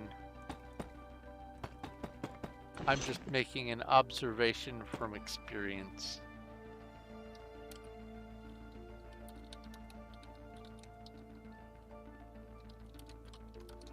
Typing is still annoying with this left hand issue.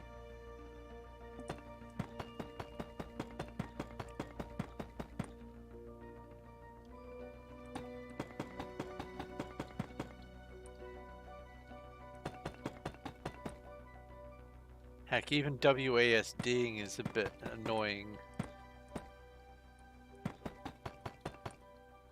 Oops.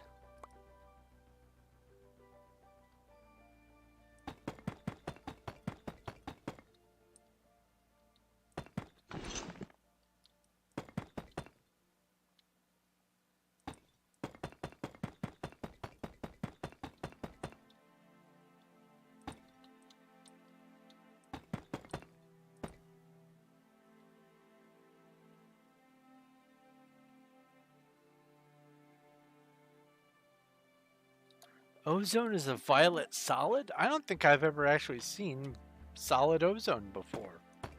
That's fascinating. It makes sense that it would be.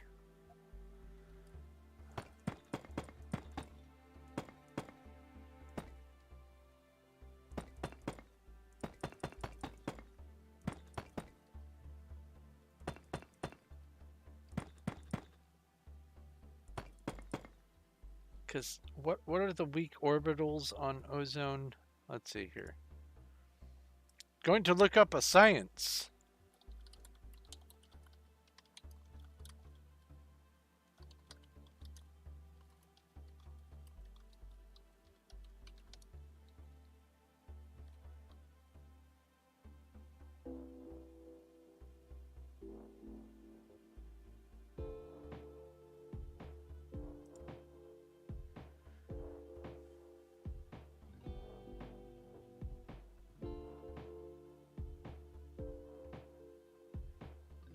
Two of the SP2s are non-binding.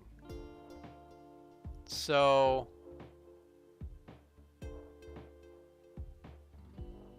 well, that would still be red-ish. Well, maybe not.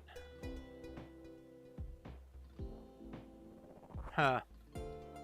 I have not done organic chem in so long, I don't remember all the minutiae.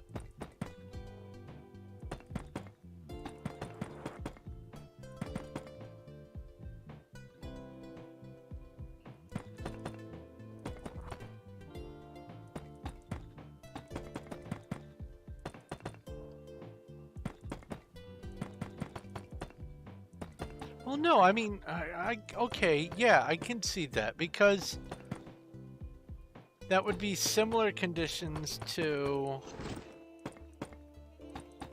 potassium.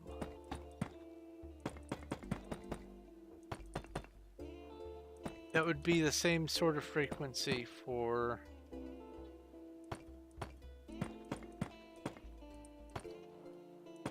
potassium under that circumstance.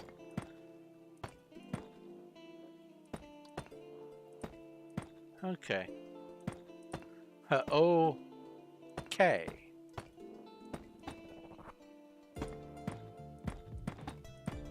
Talking about oxygen and potassium. Okay. Sorry, my dork is showing.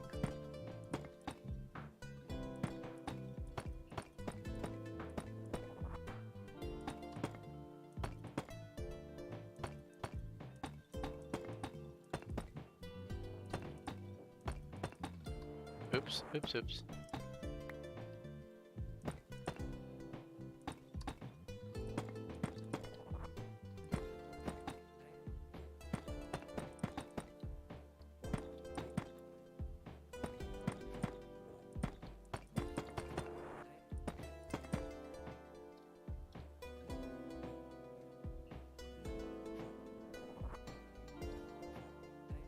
Wait a minute.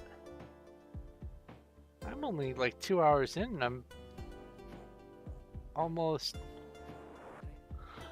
a third of the way through the 6th layer. Usually, oh, okay, well, yeah, I mean, those 3 layers are going to be so insignificant in volume. That makes sense.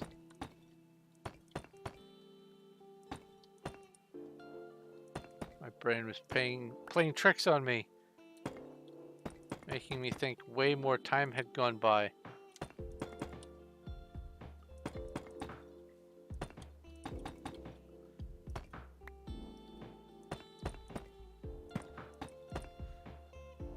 Back on the subject of food, what I ate today pre-stream so that I would have some yummy food in my tummy is I have remade one of my go-to recipes for when I want to mix things up and want to have a quick pasta dish. Terry Crews is the name of an actor who he's the big muscular guy, one of the guys from Old Spice, the guy that flexes his pecs and all that kind of stuff. He shared a family recipe for pasta called mac and cheesy a number of years ago, and I gave it a try. It seemed simple enough, and I already love paprika, but this makes the paprika taste amazing. Something about the mix of everything else, the dairy stuff that goes into it, it just, I think it's the sour cream, honestly. But something about it just makes this dish taste divine. So that's what I had for lunch today. Some mac and cheesy. And the way you make mac and cheesy, take a 1 pound box of elbow noodles, cook them as you normally would pasta. Cook it, drain it, that sort of thing. The way I cook pasta is, as the water is boiling, I put some salt in there so that the pasta doesn't stick to the bowl. Anyone who says add oil is an idiot, and anyone worth their salt will tell you as much. Water and oil do not mix. Oil will float to the top of the water. Now, once the pasta has drained, it's okay to add oil to your pasta. That's fine if you don't want pasta sticking together. But if you don't want the pasta to stick to the pot, add a little bit of salt. Not a whole lot, because it will salinate the water a bit and make your pasta a little bit salty. But I salt the pasta water. I get the pound, sometimes I go 2 pounds, but I get the elbow macaroni cooking. Then in a separate bowl, I mix together a I don't remember the ounce size. The medium size small curd cottage cheese container. Then I think it's either 6 or 8 ounces of sour cream. And then about 2 cups-ish, maybe a little more, of shredded sharp cheddar cheese.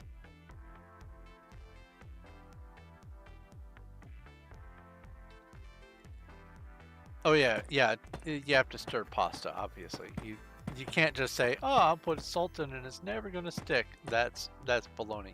It just helps it not stick. It basically helps it not stick to the bottom a little bit easier, which is important if you have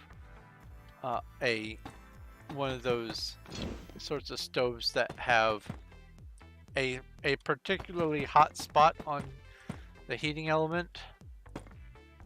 Like it's a big circle, but sometimes there's one part of it that gets hotter than all the rest. And if that's the case, that has the effect of heating that part of your dish a lot faster too. Anyway, I mix in the sour cream, the cottage cheese, the sharp cheddar cheese, and enough smoked paprika to make the concoction orange. And then I wait for the pasta to finish cooking. I introduce these other ingredients, mix them together so that the shredded cheddar cheese starts melting. And then I also mix in 1 egg, cracked egg, mix it in, all that kind of stuff. And then I pour it into a deep casserole dish.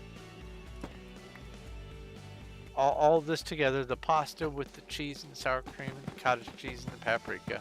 And then I put a nice layer of more cheese on top, evenly distributed. And then I douse the top of that with a nice amount of more paprika. Put it in the oven, let it bake as you normally do. I think it's 325 for 20 minutes or something like that. You know, standard enough to get the Maillard response or reaction. And also make sure that the egg is holding things together. That's what the egg is for. If you do it as just a loose pasta, you don't need the egg. But if you're doing the casserole dish, you kind of want the egg so that when you cut out your little portion, the rest of it doesn't just ooze into place. So that's what the egg is for. But I believe this layer, I need to just go straight line all the way down. Yeah, cool. You let it bake, then you let it cool, and, you know, eat. It is so good. It is unhealthy levels of good. And even Terry Crews mentioned that. He said that he has to be careful and not make this all the time. Because if he makes it all the time, then he will eat it all the time.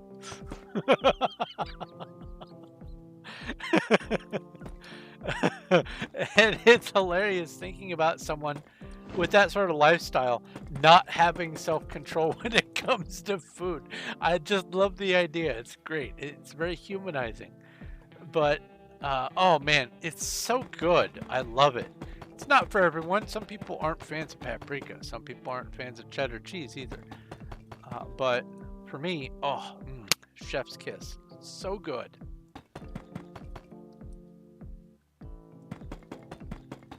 So that's what I had for lunch today. Made a big old pot of it yesterday.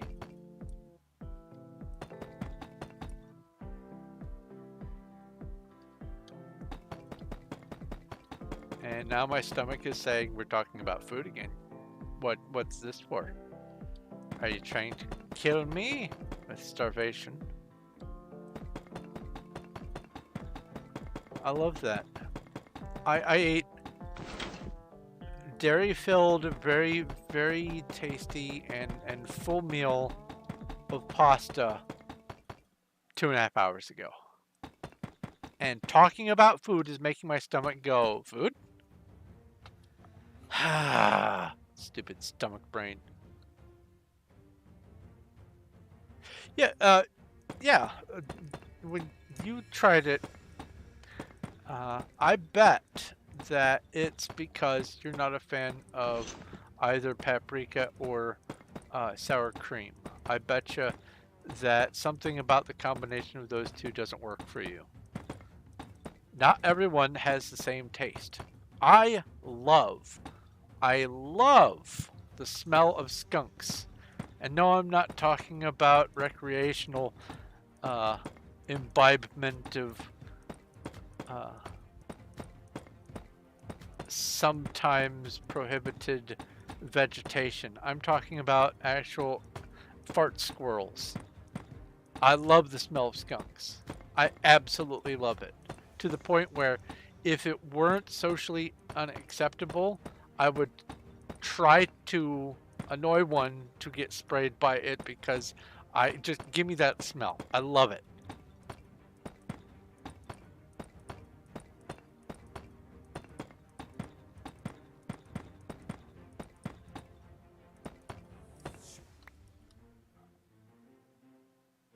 Oh, you like both sour cream and paprika.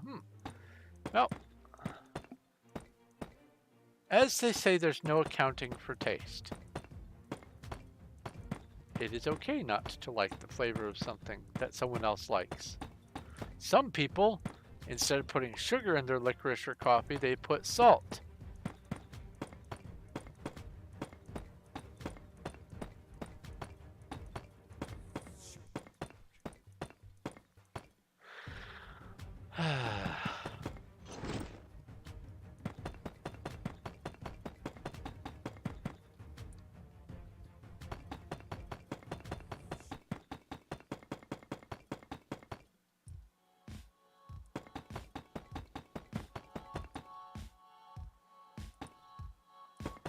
Some people even put ketchup on slow roasted turkey. Dante made an entire level of his book just for those people.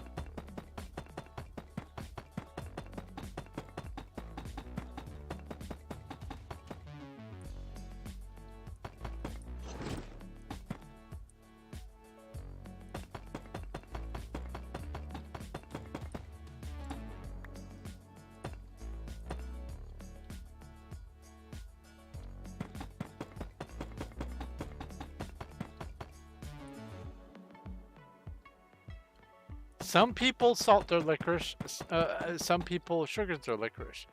When you think licorice, like the black stuff, you probably think like Twizzlers. That kind of licorice, sweet licorice. You go to Europe, don't be surprised if someone hands you salted licorice if you want licorice. Be prepared for it. You go to Arabia, they hand you a coffee. It's probably not going to have sugar in it.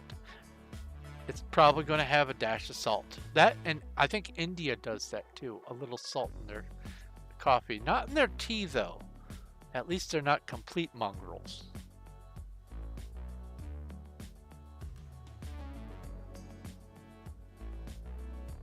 I tried to beat that boss 100 times. I am stepping away from it, Cuddles. Don't feel too bad. I did start reading that trick that a lot of people are using is just keep jumping over and over and over and over and over and over and over. That increases the chance of the boss when its attack comes, it flying over up above your head. But next time I try it, I'm going to see if now that I can do arrows while I am sprinting, I'm going to see if I can use those as projectiles to kill the boss, because that boss is garbage. I hate it. That is the opposite of an idle game. I hate when crossovers over crossover. That's just terrible. we're talking about a game called Idol Slayer. It's a wonderful free game on Steam where you just slowly accumulate currencies so you can buy skills, so you can get gear, so you can grind harder and farther. There are 600 achievements, and a lot of the power-ups revolve around how many achievements you have. So it is a very fun game, and it has been crossed over with Shovel Knight. And the first part, all the way up until the boss, so not even just the first part, everything up until the boss has been tolerable. I hate the jumping minigame, the platformer that you need to have good reaction for. I hate that. I'm not a fan of quick time events. I'm not a fan of any of those kind of rapid platformy things. I hate Battletoads, but or the ski do part of Battletoads anyway, jet ski, whatever. But yeah, that's what this is. It's you have to think and immediately dodge one of two attacks. One attack, if it is close to you, it is 100% impossible to dodge. Unless it's up in the air and you're on the ground. So this jump all the time strategy seems to be getting people past it. But I hate this boss that they've added. Anyway, I was going to do something. Oh, right. Home. Bottom. Oh, home warehouse.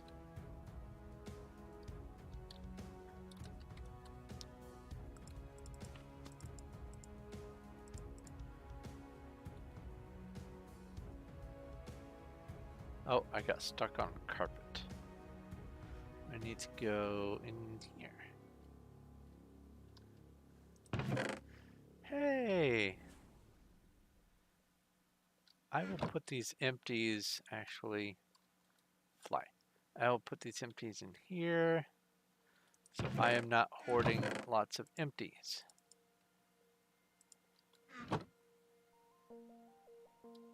Oof. And I'll just grab a row of these. That should be enough to get me through the rest of the stream, I hope. If not, I can come back. Thank you, Cuddles, for crafting some chiseled deep slate. I have been working on other things and not been allowing myself the time to do some for my own. So I am sorry for taking the ones that you have made. This is to prevent me from having a lot of dead time. Back.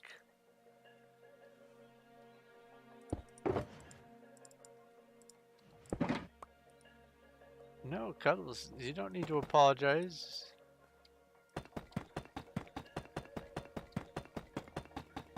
I'm the one who's being lazy.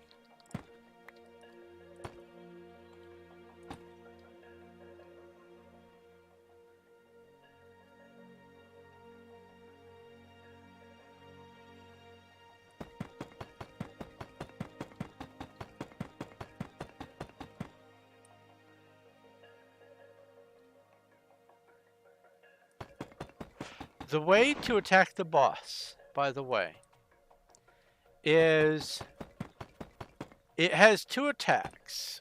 One is this scythe that it throws at you from anywhere across the map or screen, and you can just jump over it. That's no problem. Then the other attack, it instantly teleports right up next to you, and then there's a small delay, and then it swipes at you. Now, if he's doing his throw attack, there's no sound and there's no precursor. So your instinct is to want to jump at every attack. However, if you jump before the swipe attack, then when the moment you land, that's when the swipe happens. It is timed in such a way that you just have to be psychic about which attack is happening. But after each attack that you've not gotten hit, you have an opportunity to sprint, and that will bring you 1/3 of the screen closer to the boss. Once you are right up on the boss and you sprint up next to it and push into it, it will do a number of swipes based on how long you're in contact with the boss. And then if you get hit, the boss goes all the way back to the far right of the screen again. You get shoved all the way at maximum distance, and you can only get hit 5 times. You have 5 hearts.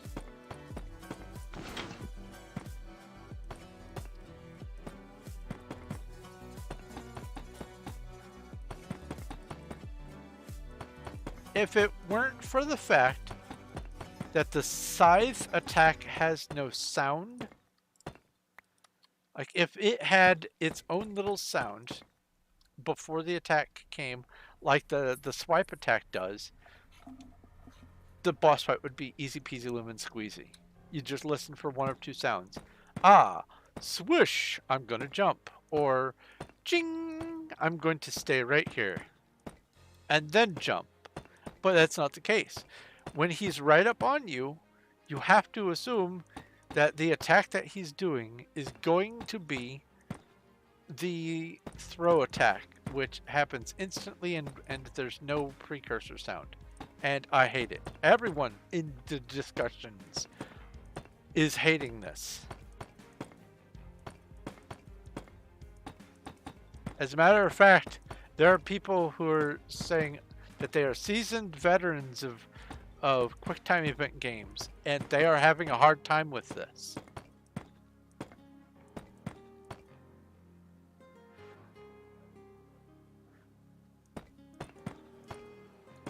And here's the thing.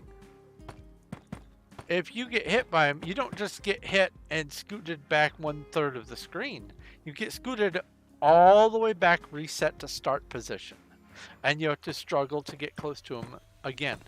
You can get one burst of zoomies for each one of the boss's attacks. And then after the 3rd zoomie, you're right up on him. And then when your zoom timer runs out, you can zoom again. And at that point, you get to attack. And that's how the boss fight works.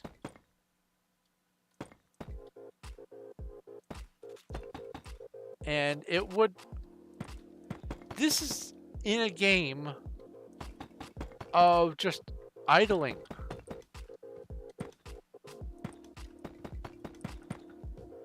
I get that they wanted to have a crossover.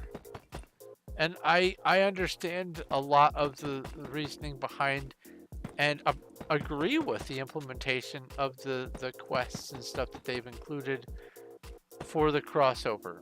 All the way up until this boss fight.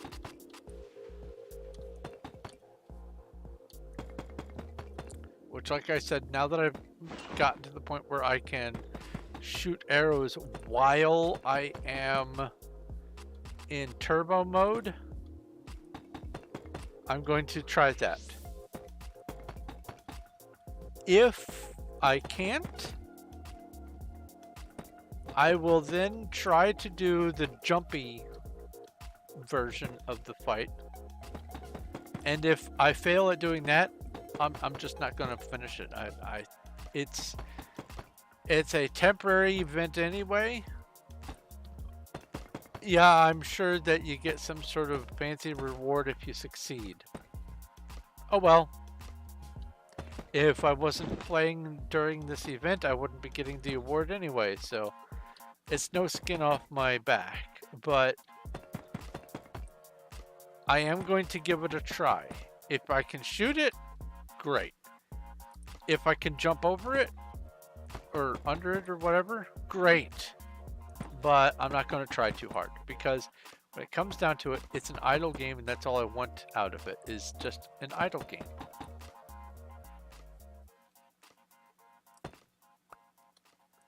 How high is that? Let's see here. Let me hold, please.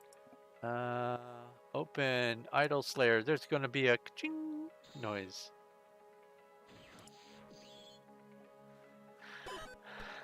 If I click on this and then hover over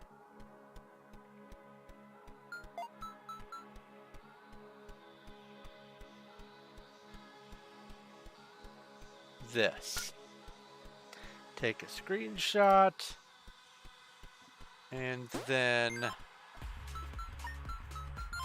escape. I bet that sounded interesting during the stream. Come back over here, come to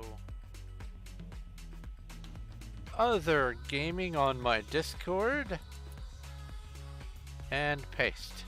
Over here in the upgrades, there is, to the left is this golden book looking thing that allows you to use your bow. And then this one here that my mouse is over it unlocks the ability to fire your arrow while using the boost. During the boss fight, your boost is always on.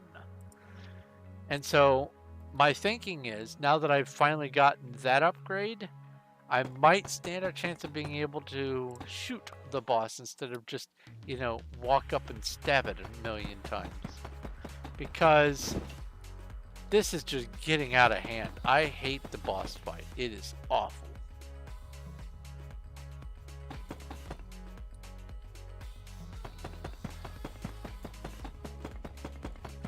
I already have just terrible reflexes. Just awful. My reflexes are bad. And I'm the first to admit that. And it's part of the reason why I hate QuickTime event games.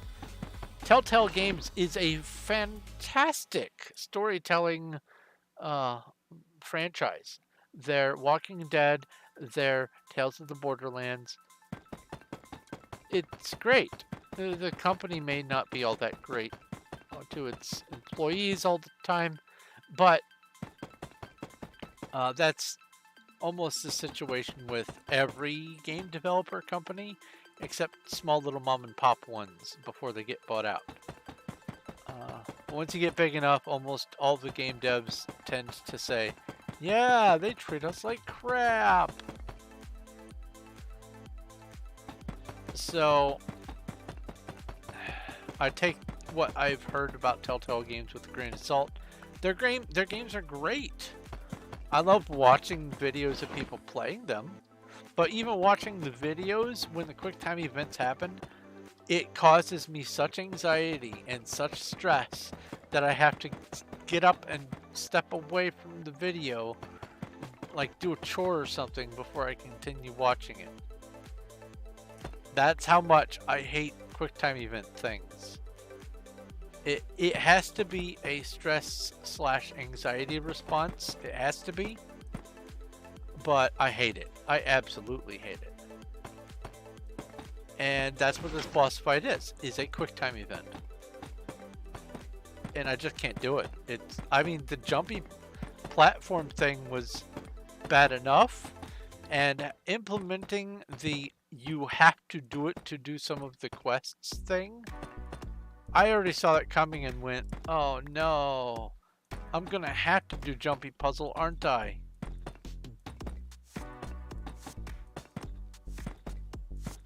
Thankfully, it's the same map over and over and over and over and over again.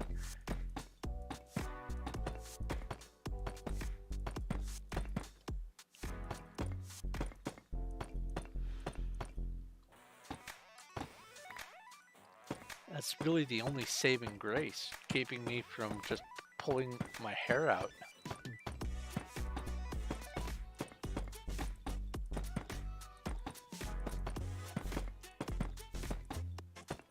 Oh, eventually you can get an upgrade where those mystery box things, they will, when you jump, they will match your height so that you can't accidentally jump over them. This is great in theory, but if you do too much jumping or jump in just the right or wrong way, the box will get stuck at the top of the screen and not come back down, and you'll never be able to open it. So when I get like a bunch of boxes in a row and I jump to hit the first couple, that last one is just stuck in the air.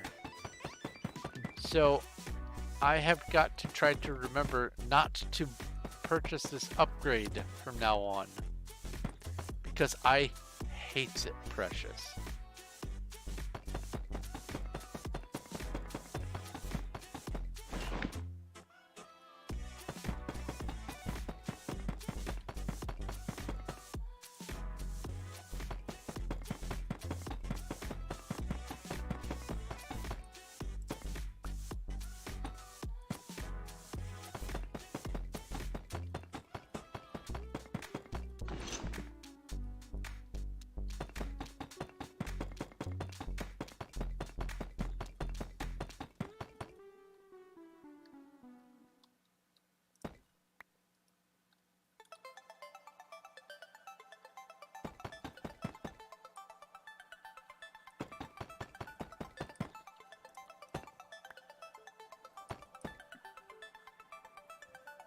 Grab a drink here.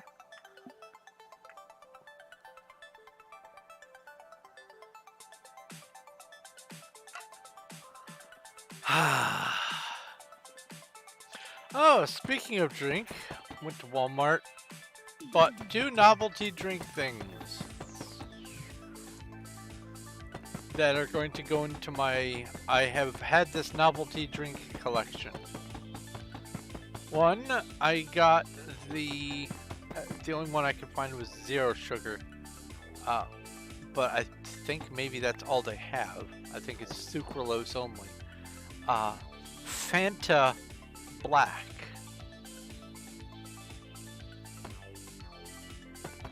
That's right. It's not Vanta Black. It's Fanta Black. I got a 6-pack of that, and I'm not sure what is going on with manufacturing sodas, but these cans are so tiny. But it is a fruit taste. It tastes like oranges, lemon lime, cherry, and blueberry, all wrapped into one. And it's not so much a black soda as it is a very blue soda. Very blue. But it's called Fanta Black, just in time for Halloween. Which means it's probably going to be at Aldi for the next month. Oh.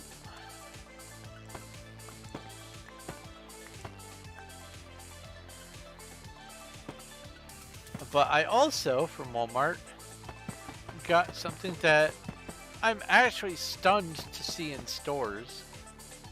Because I figured this is going to be just a novelty online-only thing forever, but apparently it's not. Anyone who is familiar with the sci-fi novel and movie adaptation called Soylent Green will know, and spoiler alert for anyone who's not encountered this since like the 50s or whenever the movie came out, or when was the book published? When was Soylent Green published? Oh, 70s. Oh, okay. Wait. Loosely based on the 1966 science fiction novel Make Room. Oh, yeah, that's right. I remember that. Anyway, this is a Charlton Heston movie uh, called Soylent Green, and it is a dystopian future where food is scarce, and a company has decided to start making algae as the main source of food. And over time, they come out with different kinds of Soylent, and eventually they come out with Soylent Green, and it's the new answer to all of the starvation that's been going on. And turns out it's not actually made from algae. The plot twist is when people die, they become the ingredients for Soylent Green. And at the end of the movie, he barges out, Soylent Green is made of people! And so a company decided, a real life company decided to make a food brand called Soylent, obviously named after Soylent Green. And originally it was marketed as high vitamin and whatever protein food for from plant-based protein for people who, you know, don't have a lot of time. It's good protein and vitamins and stuff in like candy bar or sort of like Nutrigrain bar and shakes and things like that that you originally had to pay through the nose for, but you get it shipped to your house and you can use it as your on the go food. And it's just like it's like, I don't know, Lucerna or whatever, but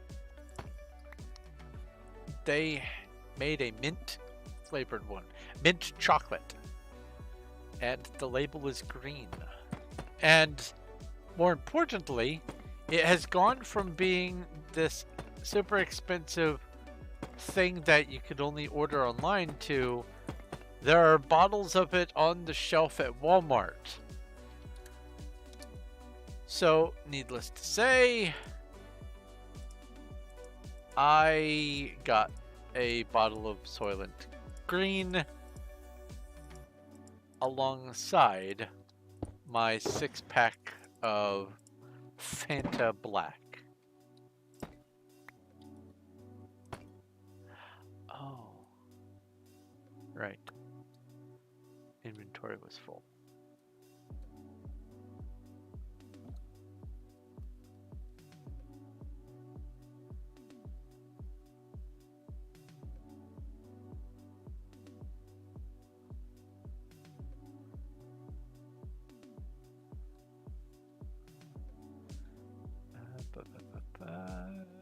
Yes, here.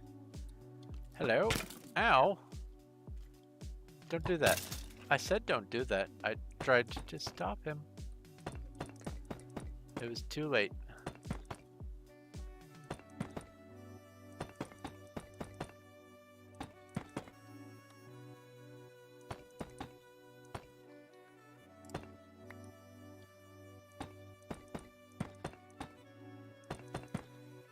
But yeah, the Soylent Green, it tasted like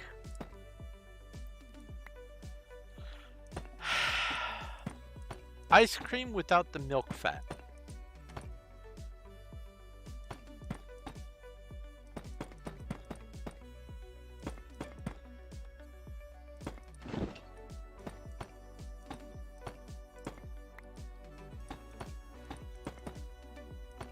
And it's just chock full of good vitamins and minerals and stuff. And for all I know, it's maybe even made of people, who knows. But I could not pass on the opportunity to, once in my life, consume Soylent Green.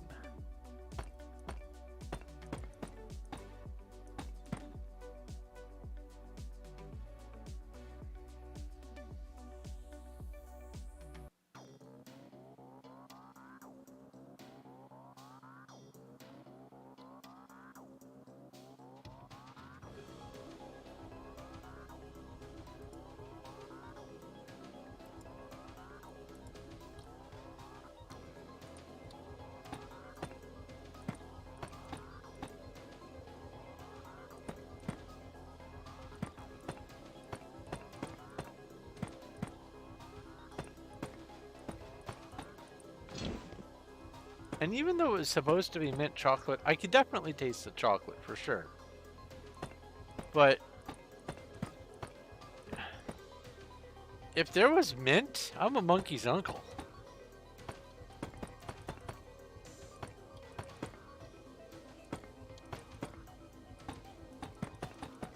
It might as well have been like the LaCroix version of mint. Stored in a room with the plant in the corner that's in the mint family.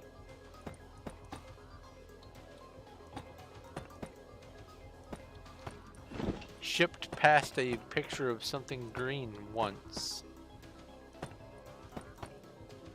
Hint of a hint of a hint of a mint.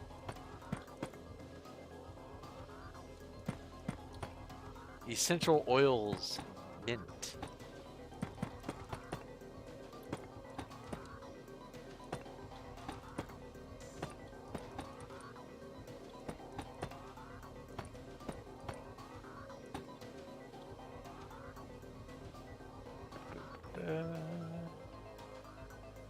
This is... Okay, so this is the full thing all the way to there.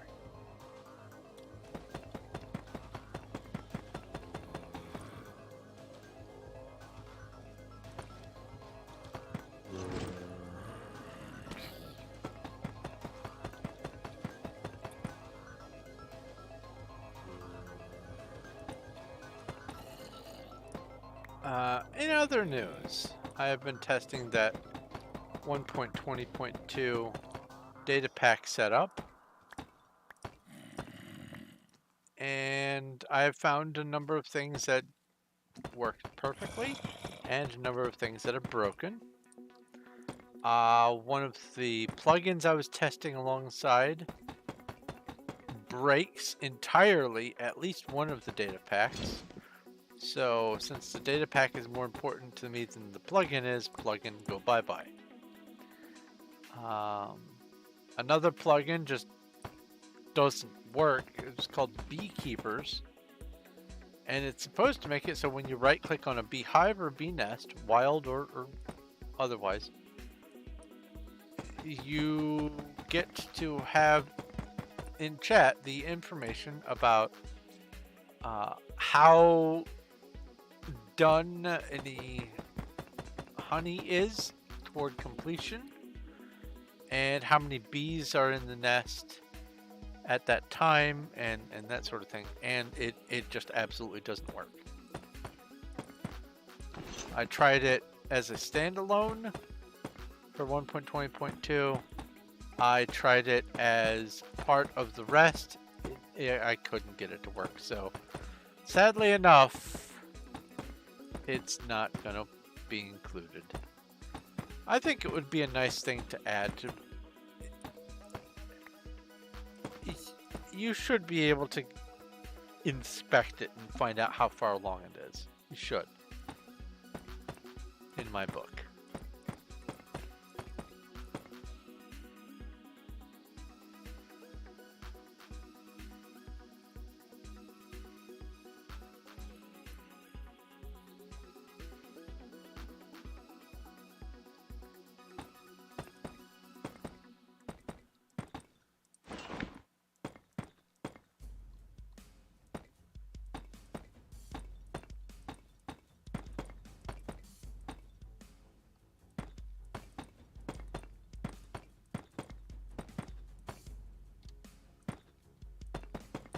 Oops.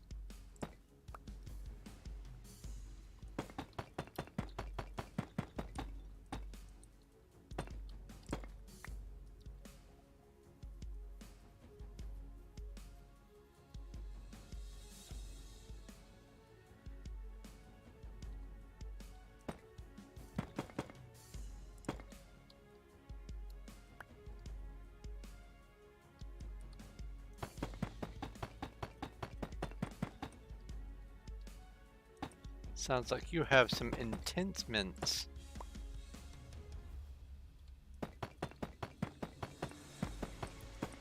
Speaking of the word mints, Only this time it's M-I-N-C-E. The wife did not know what mincemeat was. So I found myself having to explain what this jar of mincemeat was in Walmart. It feels strange having people that don't know what things like mince pies and whatnot are.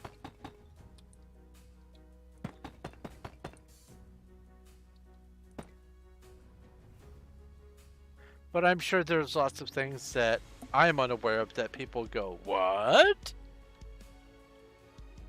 How can you not know about Blugelfnarf? Well, you see, Blugelfnarf is not common in my area. Uh-oh, I didn't do the interior. Well, I'm going to backtrack this so I'm not going to have to worry about that. Let's do the interior because oops.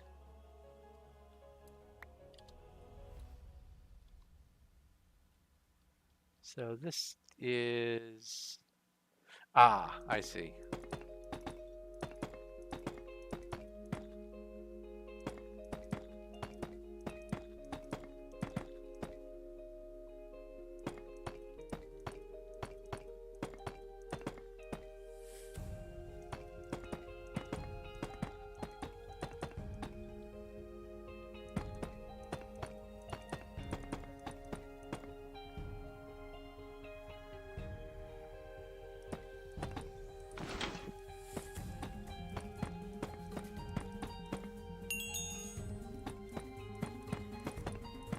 I like to add a little allspice to my mince pie, if it doesn't already have it in it.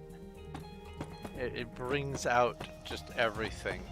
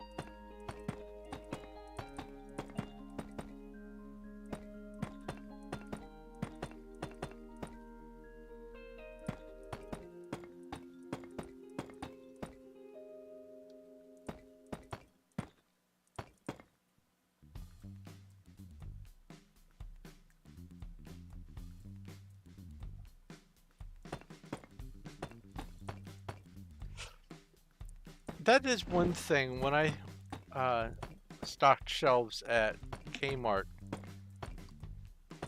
like 20 years back. I made sure to know what everything I touched was. That way, if someone asked where the thing was, I would have its location in my brain because I touched it. And the only way I was able to give proper direction is to be, or was to be, fully familiar with all the things I was touching.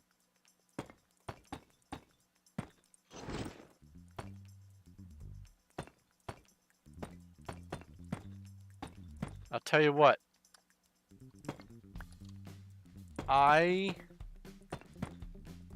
sometimes when I go to like Walmart or whatever, when I go through the dog food aisle, I sometimes just stand there and sniff the air. Because let me tell you, those bags of dog food, oh, I love the smell of that aisle.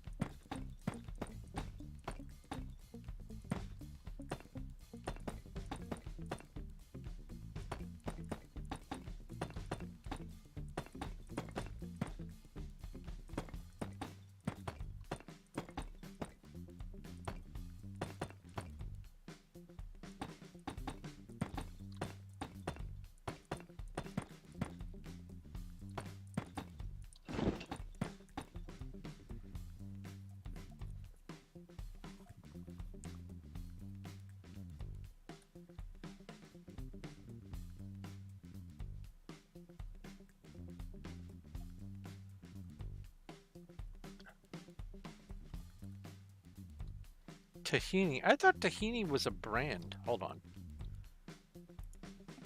Am I wrong? I love it when I'm wrong because I get to learn something. Tahini. Oh. Sesame seed.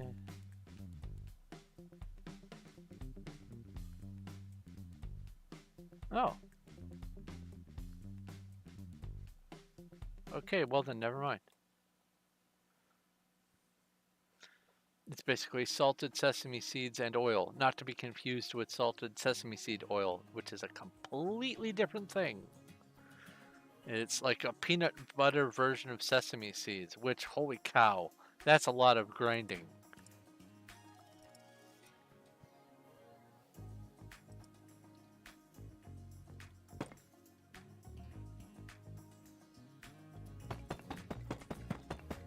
Oh, and that reminds me, I'm strongly considering getting one of those food processors that you can use for making peanut butter. Just a nut butter processor thing. And making my own varying kinds of peanut butters. I'm very strongly considering it. I haven't made up my mind for sure yet. But let's just say I have some saved Google searches.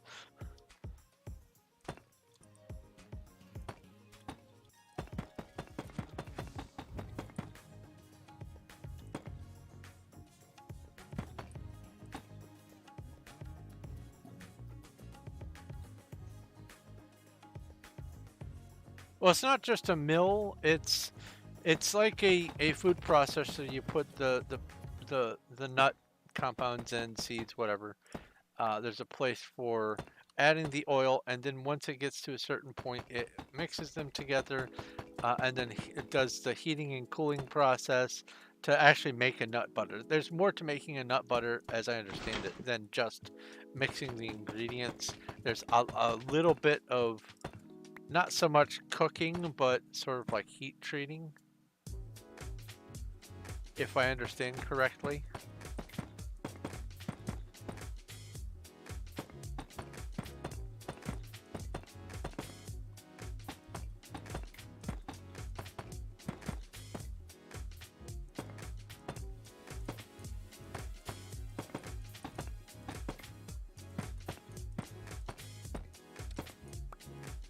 And what's really prompted me to look into it is recently on Food Theory there was a video about the macadamia nutball treat things, like the sort of trail mix, only it's macadamias instead of peanuts. And I went to look around, see where I could maybe get some macadamia nut butter, and I can't, not without like ordering it. And the cost of ordering it puts it well within the realm of I could make that cheaper for myself if I had a machine that did it.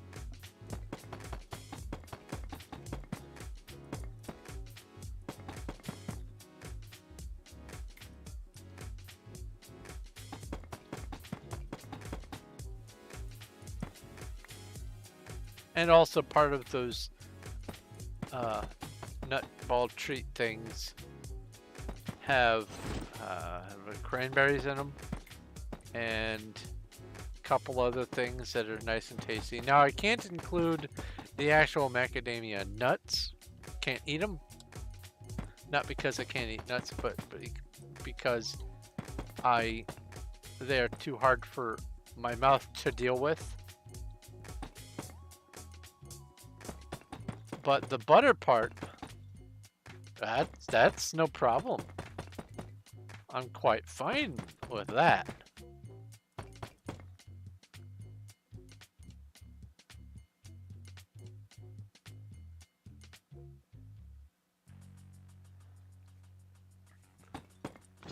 Okay, now macadamias are spendy if you get them at like a regular grocery store. But if you go to like a Whole Foods or an international food place, not nearly as spendy.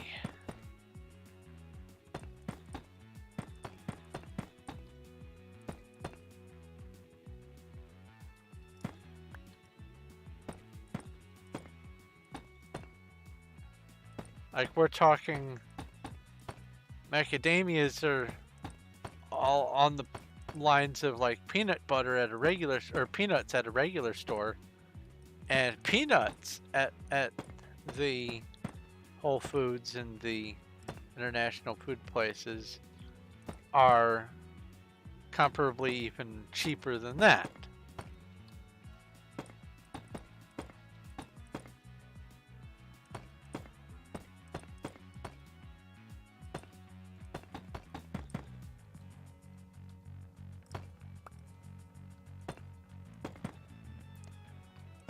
But we're talking about a place where you can get like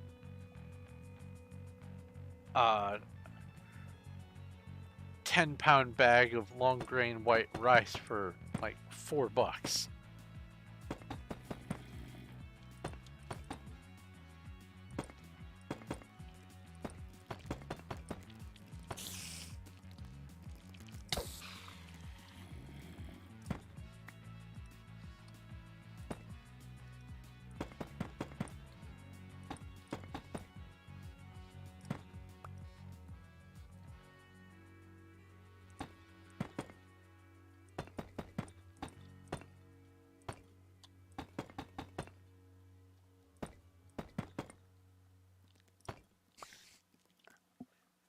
So Cuddles, I'm wondering if we can't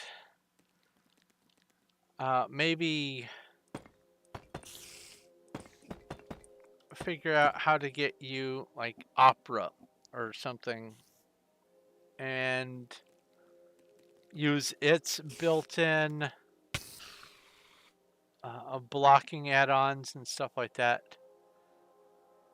Because yeah, I have seen what YouTube is like without ad blockers, and it's a hellscape.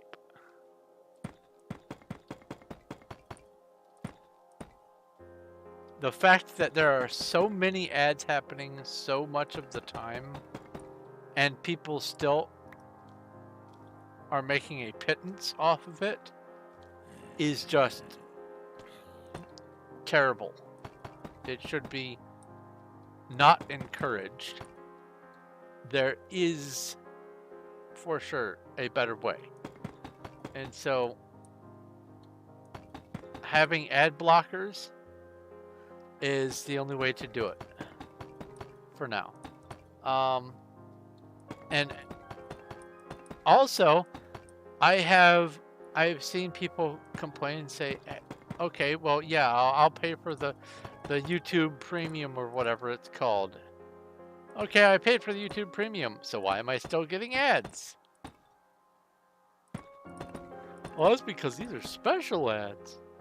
No, they're not. My Premium pays for special. Special is ads. This looks an awful lot like an ad to me.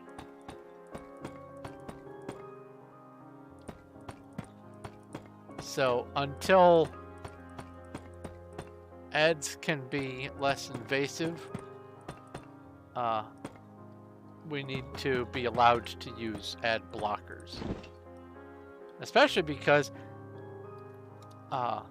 ads can still come loaded with malware. You can watch an ad on a video and suddenly your antivirus is going boop, boop, boop. Virus found.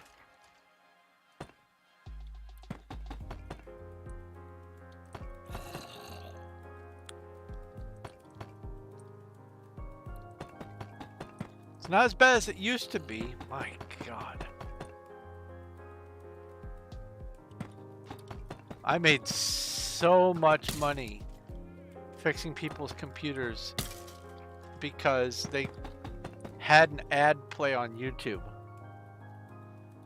And that may sound funny, like, oh, I bet it's because they watched Prawn. No, I traced where every file came from to find the point of entry so that I could tell people what not to do in the future. And 90% of the virus cleanups were YouTube caused. So I would install ad blocking stuff on their computers.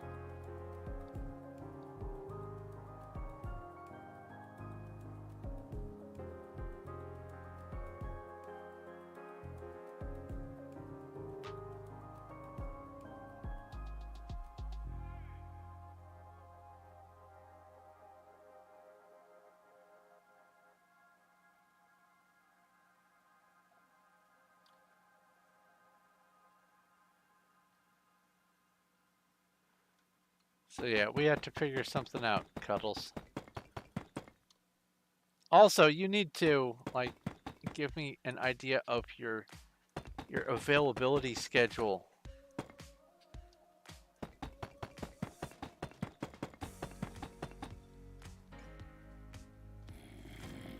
I need to actually make this a full ring.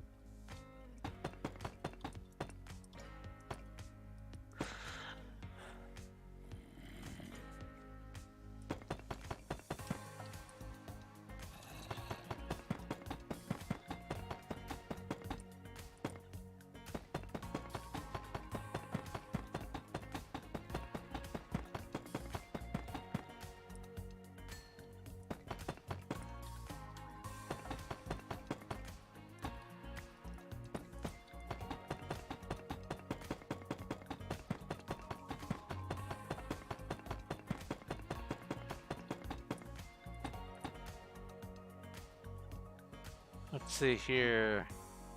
Wow. It's only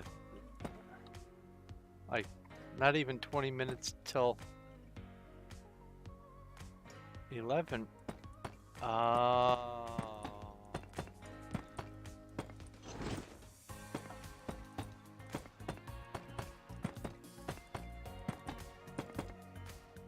I think I have a slightly better understanding of why my tiredness and wakefulness has been off. The time just changed, like this last weekend, didn't it?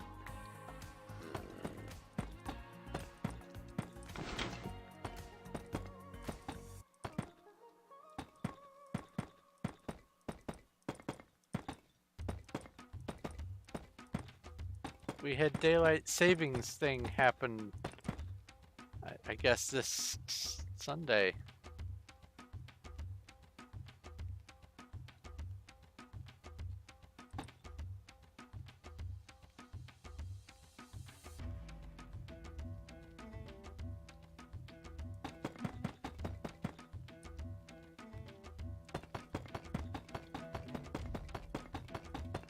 I was out doing yard work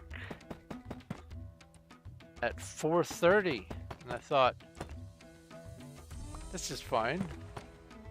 And then at 4:40, the sun was setting, and I was like, hello darkness, my old friend, why are you here at 4 p.m.? That's the daylight savings nonsense.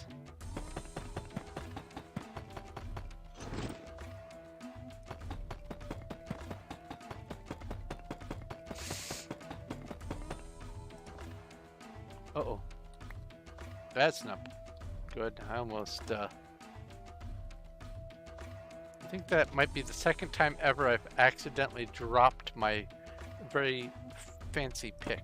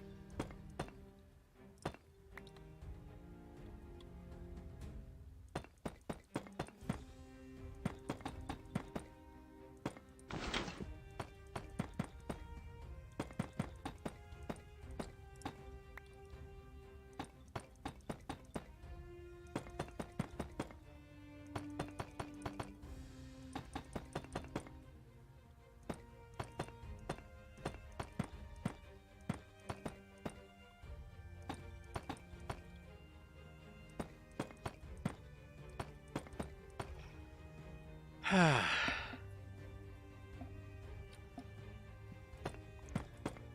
let's see here. What other things?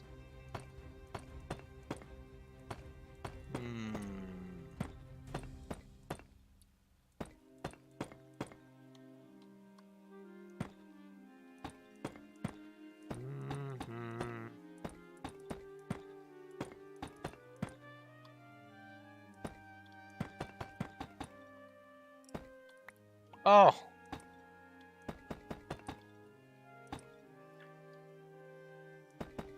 They say if you don't have something good to say, don't say anything at all, but I'm going to choose to ignore that. My neighbor is fully aware that we are supposed to deal with our yard waste ourselves and not push it downstream, so to speak. Well, in my neighbor's case, it quite literally is downstream because there's a creek between us. And they, all autumn long, every single year, will take their leaf blower and blow all their leaves into the creek. They have signed an agreement that says they won't be doing that sort of thing, and yet they do. I brought it to the attention to the neighborhood management, and I even showed ample video evidence, not just pictures, but video evidence of them doing it. And they have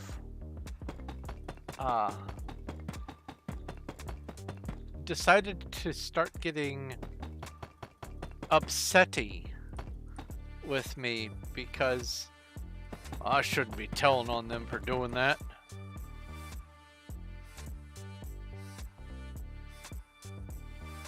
Well, the thing is, even if it weren't part of the neighborhood agreement, it is at least back when I used to be participating in the state conservation efforts. It is a type of creek that is protected by the conservation organizations of the state, a specific kind of dry weather creek. And it's not supposed to be used for disposing of yard waste, especially because of where the water ends up. Yeah, it's inevitable that leaves are going to enter the creek, sure, but the system accounts for the normal volume of vegetation. And regularly introducing a lot more yard waste by just blowing your entire yard into the creek messes with the flow of things, quite literally.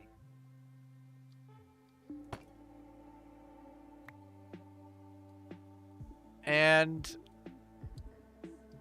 they confronted me about it and said, well, what am I supposed to do? They don't pick up yard waste bags.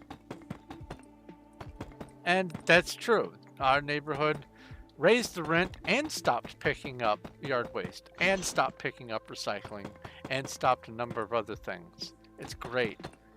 Every time we get a new manager, the rent goes up and the features go down. It's wonderful. But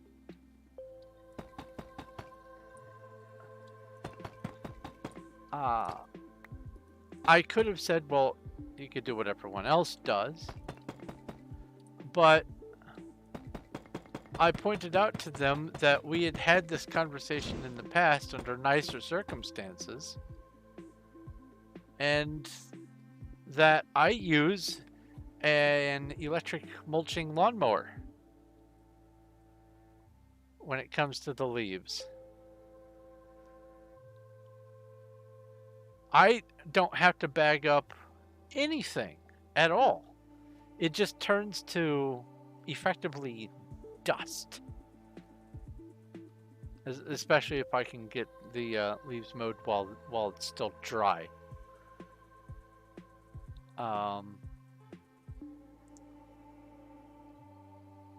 And I was a part of today's yard work was I was getting rid of all the leaves. I normally mow using just this rotating barrel of blades called a reel mower. But when it comes to the dead leaves from the trees, it doesn't work like that. So I have an electric mulching mower that instead of mulching to a bag or something, I just let the chopped up bits go straight back down to the ground. And I've gone, because of doing the mulching mowing for the leaves, I've gone from every year having to pick up in excess of 200 of those large brown yard waste bags full of leaves, all crammed in. I didn't just drop them in. I would put them in and then compress them with my body weight and then put more in and compress that and put more in, do that to the tune of literally more than 200 bags every year. I've gone from that to no bags at all. All because I said, you know what? I have a mulching lawnmower already. Let's see how it works on leaves. And the first time I tried it, I went, oh, I've been a fool my whole life.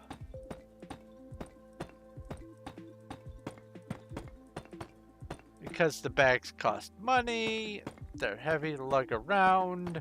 When the neighborhood didn't pick them up for a long time, I got a big patch of brown where the bags just sat and sat and sat until they did get picked up.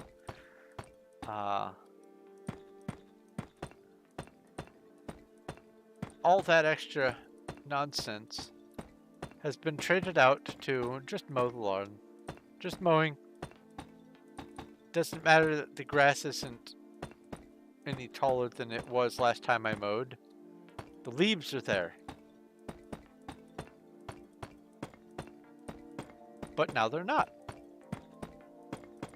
And so I spent today making my yard look like the nicest yard on the street by mowing it in the fall.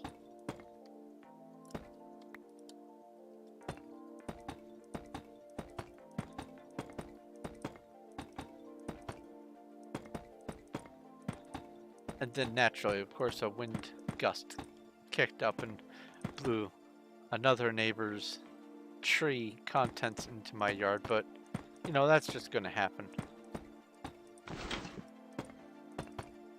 But it did feel good after I was done mowing to look at it and see, instead of huge mountains of leaves, instead just grass. No evidence of fall. But man, it got dark fast.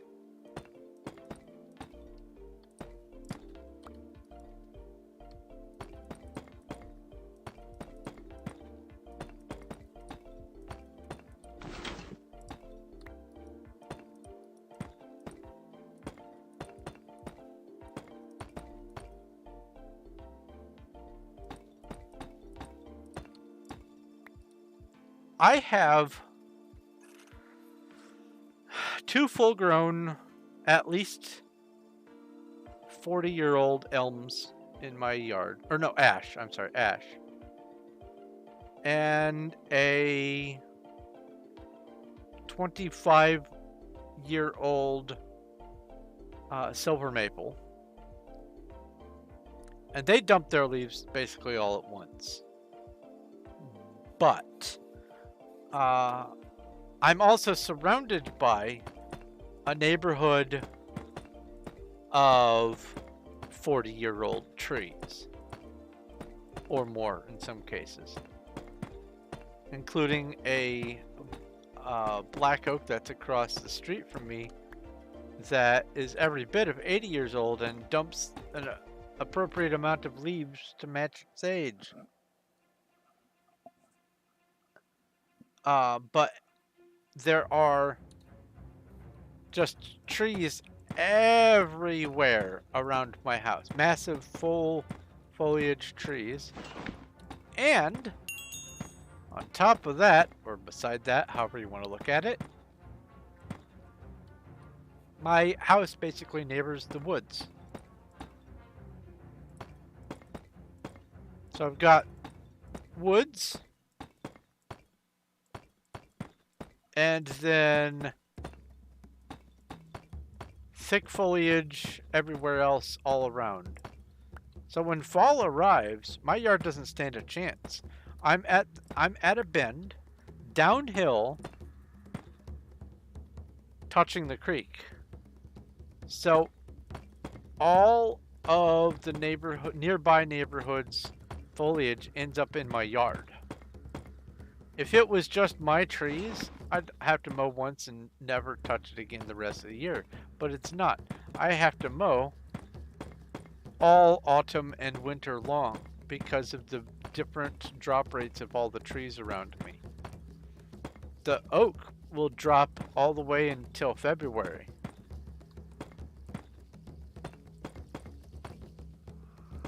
And it drops so much that that one tree by itself can make my yard look like I've abandoned my house for a year.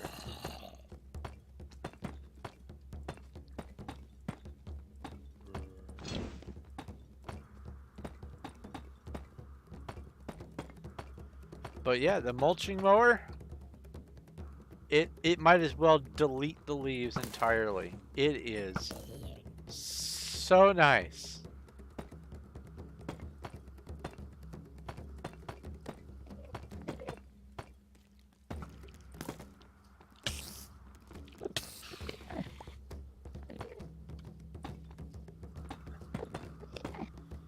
Okay, bad guys, I understand that there's a spawn quota and that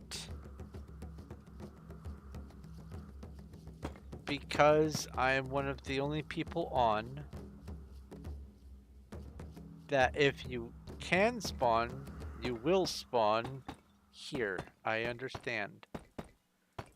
But could you know, not instead?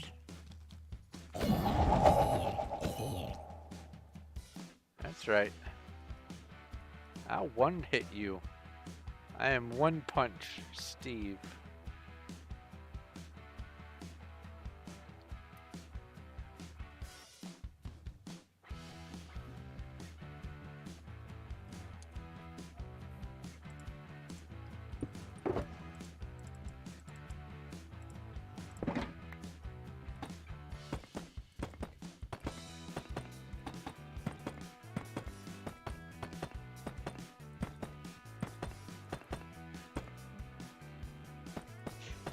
Oh, on my server setup, I'm gonna have to figure out where the setting is.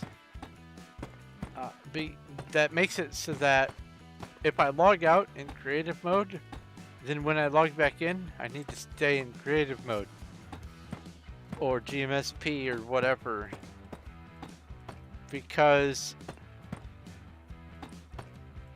I now am having some issues while testing stuff where I'll need to be, you know, like swooping around in GMSP, and I might have to immediately log out, or maybe sometimes I'll crash or something like that, and then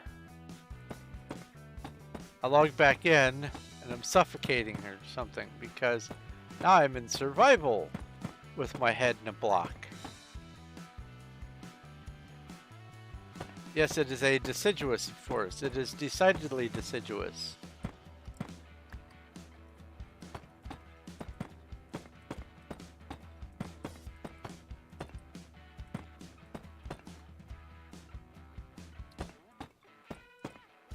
Oak, elm, ash, maple, you name it, it's back there. If it's got big leaves, we've got it.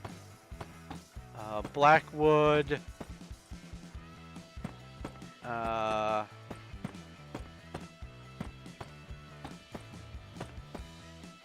birch,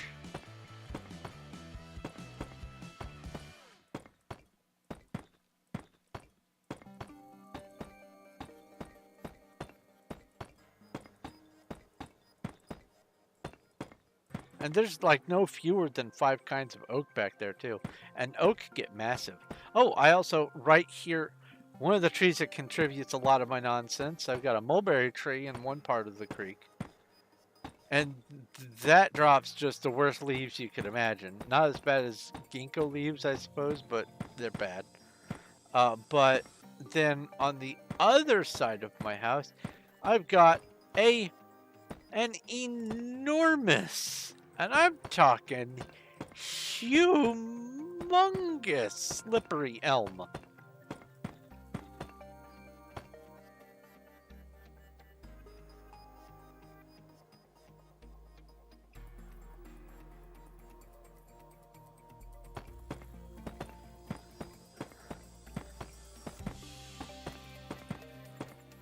I went through with a roll of pennies and decided to make some funny standout pine trees in the pine and cedar forest nearby me. That's all it takes. Is the copper of 1 penny is usually enough to do in an evergreen tree. It's the copper that does it. So you just throw a handful of pennies at the bottom of whatever pine tree you don't like and wait a little while and that pine tree's dead.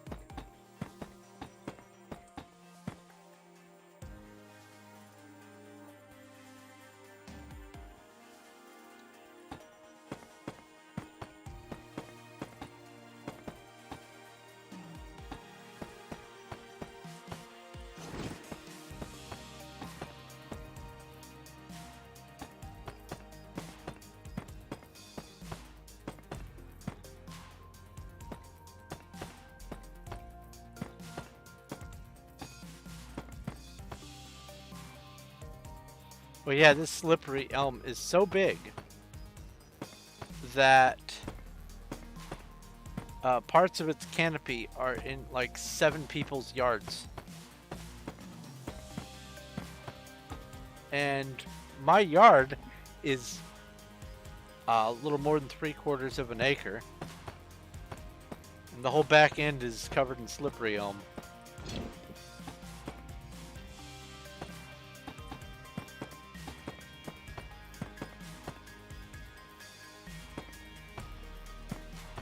Those trees can get just massive.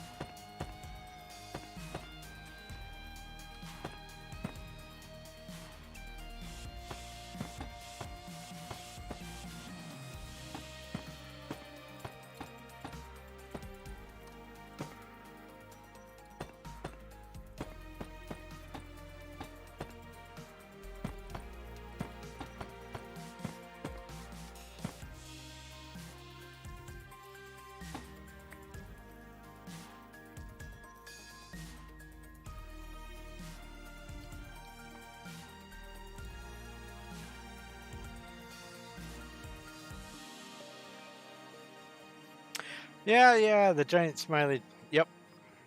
Yep, that's what they did. They used copper to kill off some trees.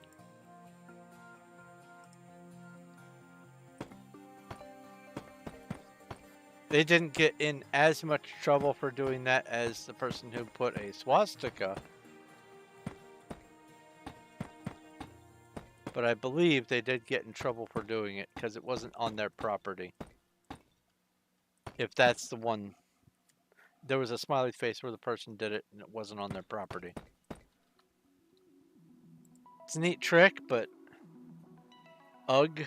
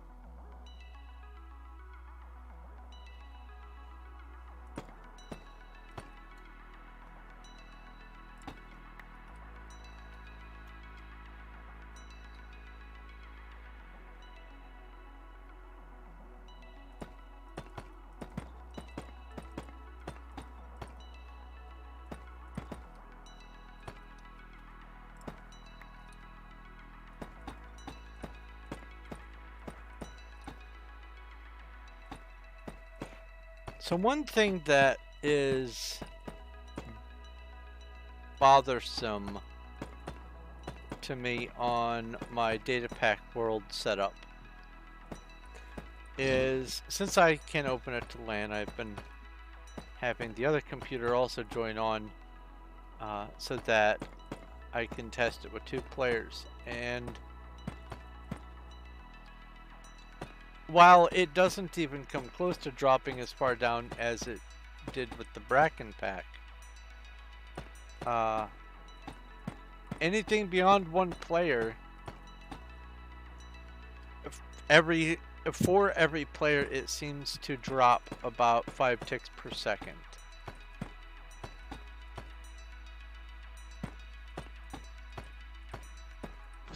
Because I'll start up the server and no one will be on it, and it'll be at, well, I will say 25 ticks per second, even though it throttles it at 20, but it'll be at right about the equivalent of about 25 ticks per second. It's 20 ticks per second with an asterisk to say, oh, it's not actually 20, it's really 25, but we just, you know, don't do anything for 5 of those milliseconds.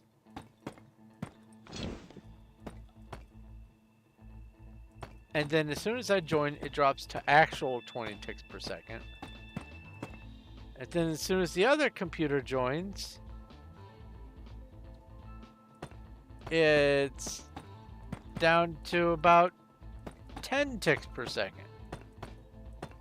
I'm sorry, 15 ticks per second, rather.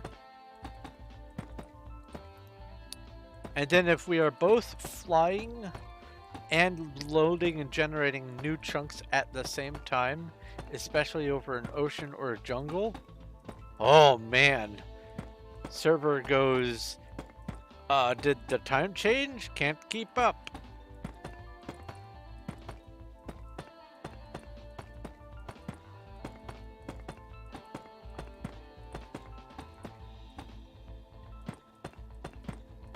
And God bless Mojang for having that message.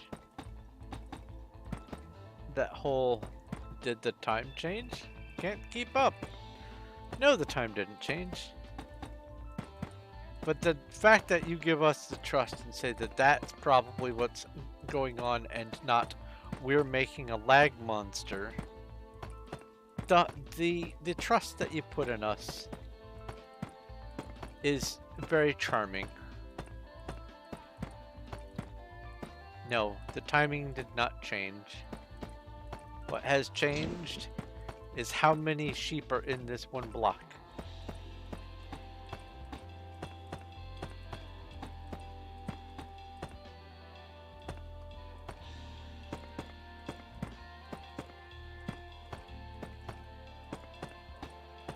What has changed is how many redstone lamps are hooked up to this one lever. I can words.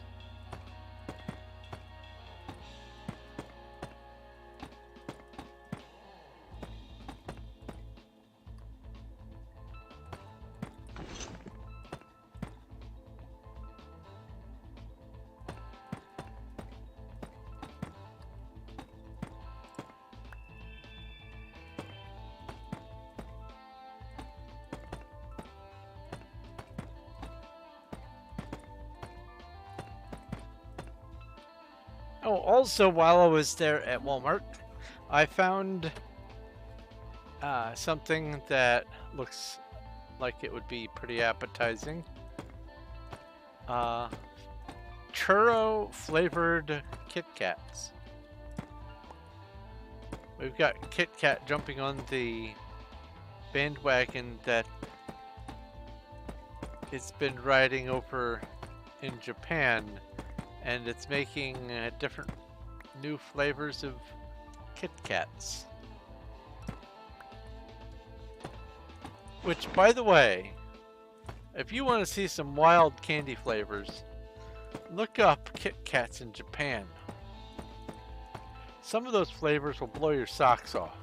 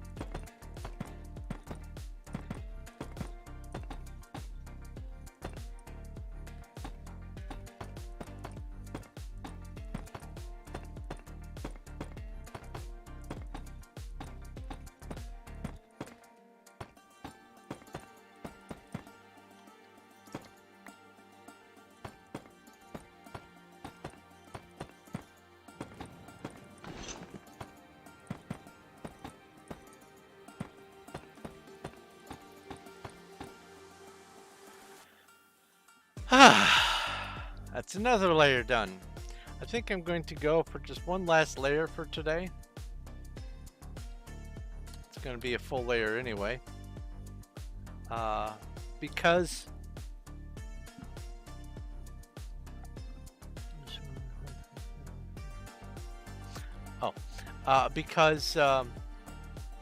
not only am I thinking very strongly about my food, but also I did not get any extra sleep today. I usually try to do my customary 5 or 6 hours, wake up, do some chores and things, and then get the rest of my sleep, wake up, have food, and then stream. I chored all the way till stream time, basically, today. So I can tell that my brain is right on that edge of maybe food and a nap. So I am not going to overdo it. I have discovered that since that mystery ailment that happened several months ago there has been a recurring theme that if I overdo it with not enough rest, then I return to danger mode. And I don't like danger mode.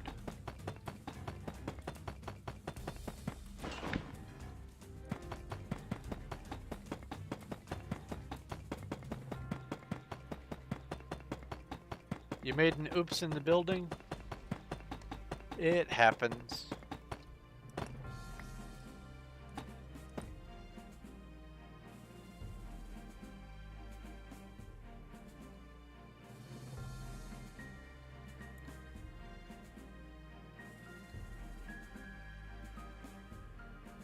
It doesn't appear to be here. This looks right. That looks good. There is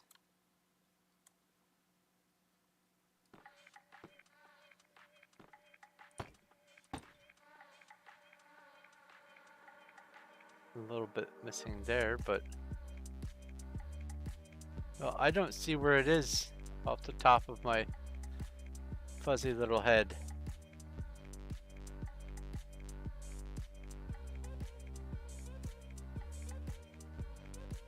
You forget to take the middle out of the 9x9.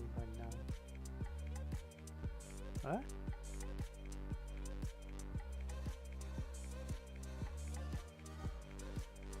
Big gap, medium gap. Next size down, all those are there. The little ones are there and the small ones are in place.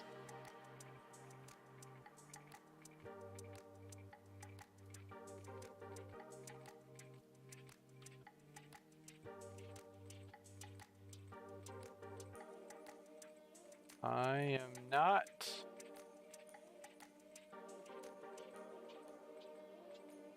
seeing where the flub is.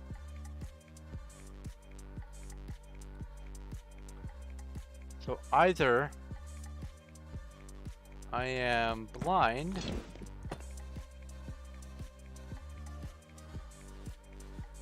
or you are telling me after you have fixed it.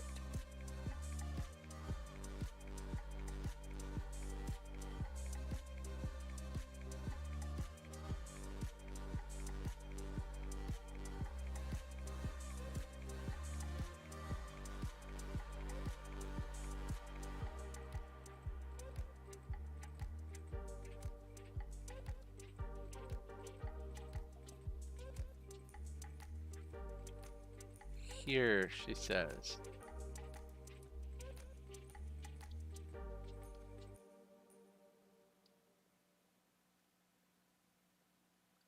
Taking the middle out.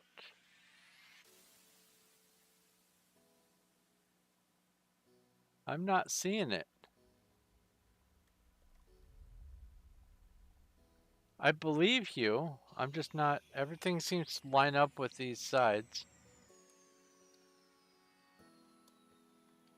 Ah! This. That's not a huge boo-boo. That's just a little mistake. I see it now. Dark chocolate. Oh, I love dark chocolate. I love dark chocolate. I love white chocolate. I love milk chocolate. I love chocolate.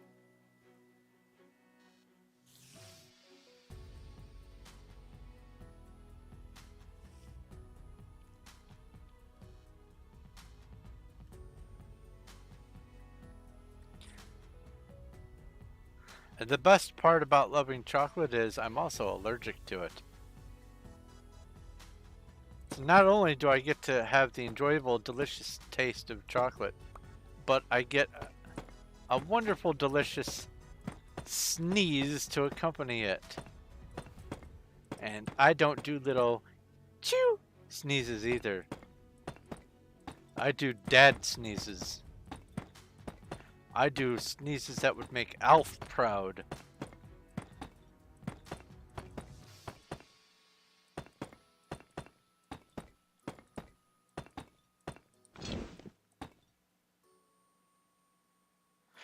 White chocolate, I do consider to be as much chocolate as dark chocolate, and here's why. Um, when chocolate is made, they separate the two main components of it, and use varying percentages with different levels of milk fat or non-fat milk to make the dark chocolate, the milk chocolate, and then also the white chocolate. It is still chocolate, every bit as chocolate as the white chocolate, as the dark chocolate is. It's just got different parts of the chocolate in it.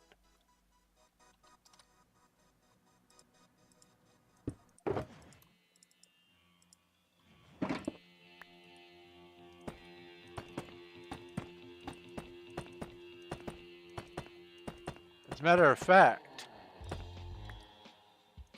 by rights, chocolate should be white anyway, except it gets roasted. It's only brown because of roasting. Chocolate comes from a white meat. Nut slash seed.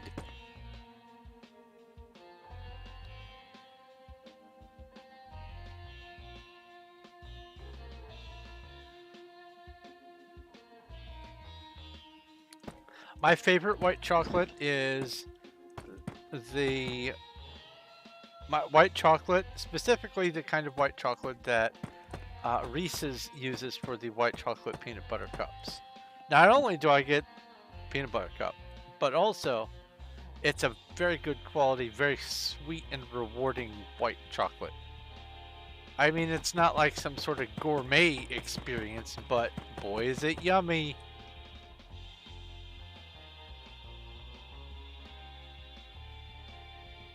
Yeah, I guess it gets kind of brown in the fermenting. Maybe the outside. But the center of it's still generally whitish. Even after it ferments, if you squash one, it's going to be white when it gets squashed anyway. I know this because I squashed them once they were fermented just to see what it was like.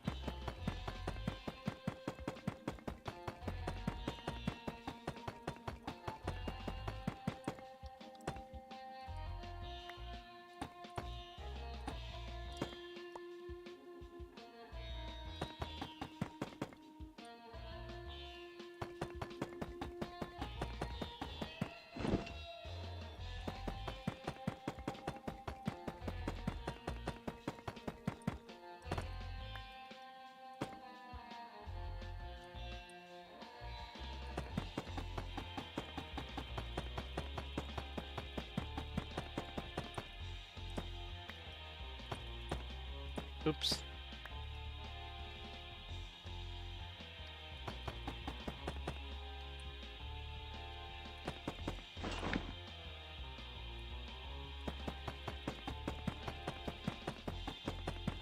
And man, oh man, is chocolate bitter. Oh man, it's so bitter. If it weren't for the addition of the milk and the sugar, no, I don't think anyone would like chocolate.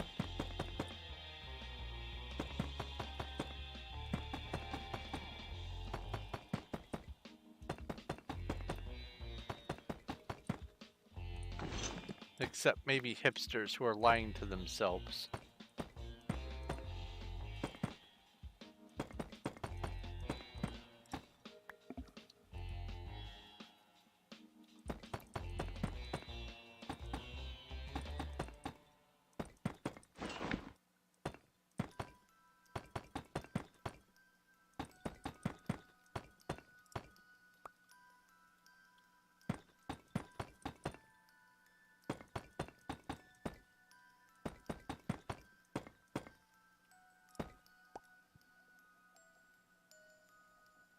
There are people who like black coffee. Absolutely.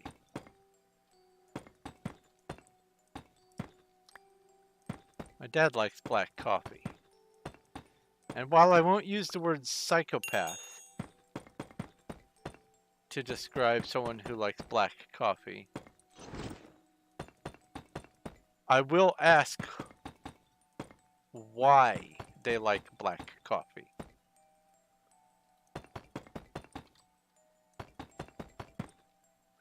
I asked my dad why he likes black coffee, and he says it's because it's how he has always had it.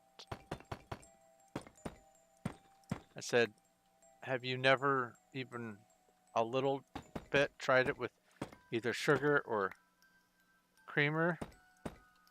I did not vote. Cuddles. Is someone voting for me?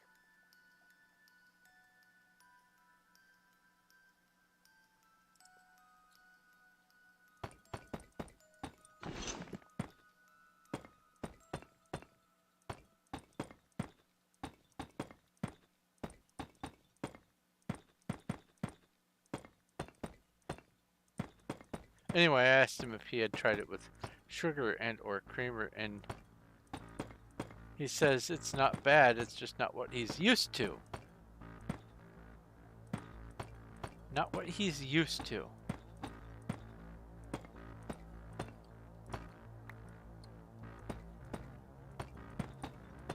Which tells you everything you need to know about human psychology.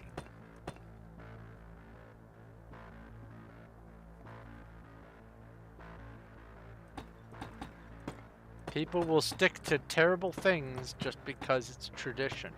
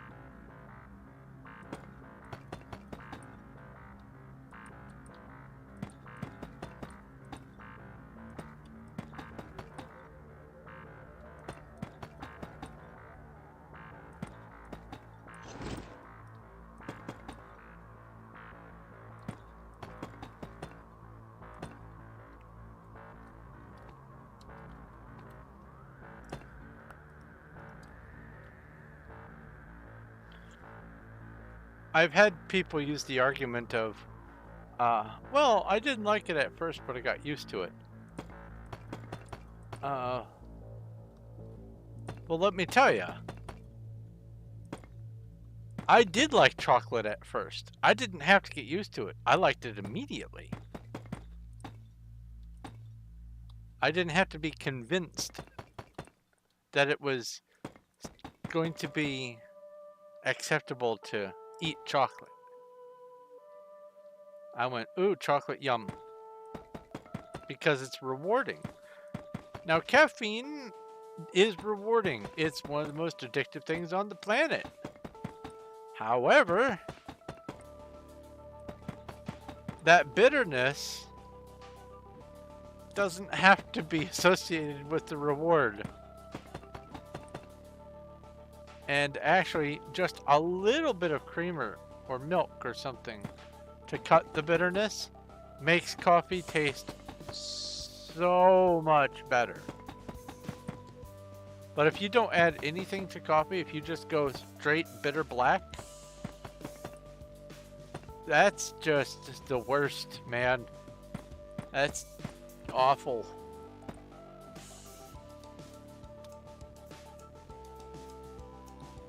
Oh, if I don't have access to sugar or creamer, I'll just drink water or unsweetened tea.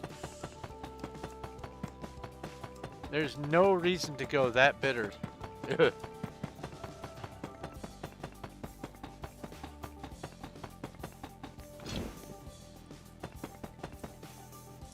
The only circumstance where I might consume unsweetened, uncreamered coffee are those places that have their coffee so watered down that you can see through it. That's not coffee. That's coffee flavored tea.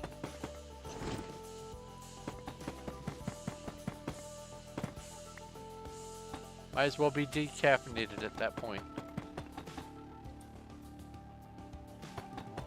But what really gets me, are people who pretend to like unsweetened, uncreamered, decaffeinated coffee. Those people are called liars.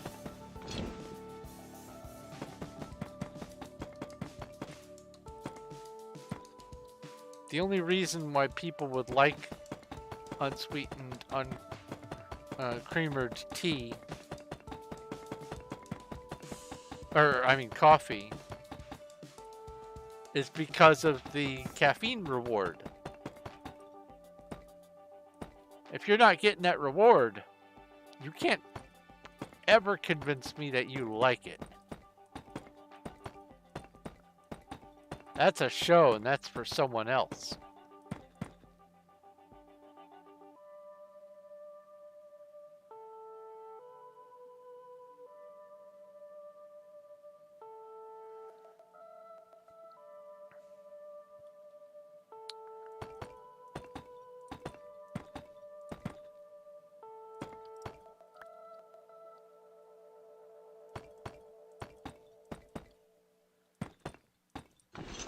At least with the regular caffeinated coffee, I can understand that people just associate that bitter taste with caffeine make brain go burr. But if it's decaf, you know you can't trust that person. Oh yeah, I like it. Liar!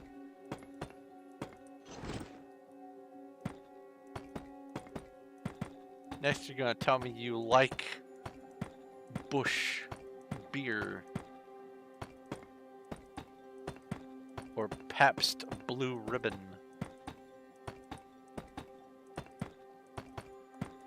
or really any of the pale ales.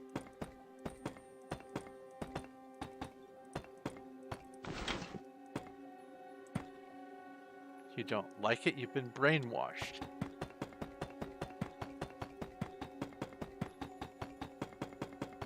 You've been peer pressured into saying you like coffee.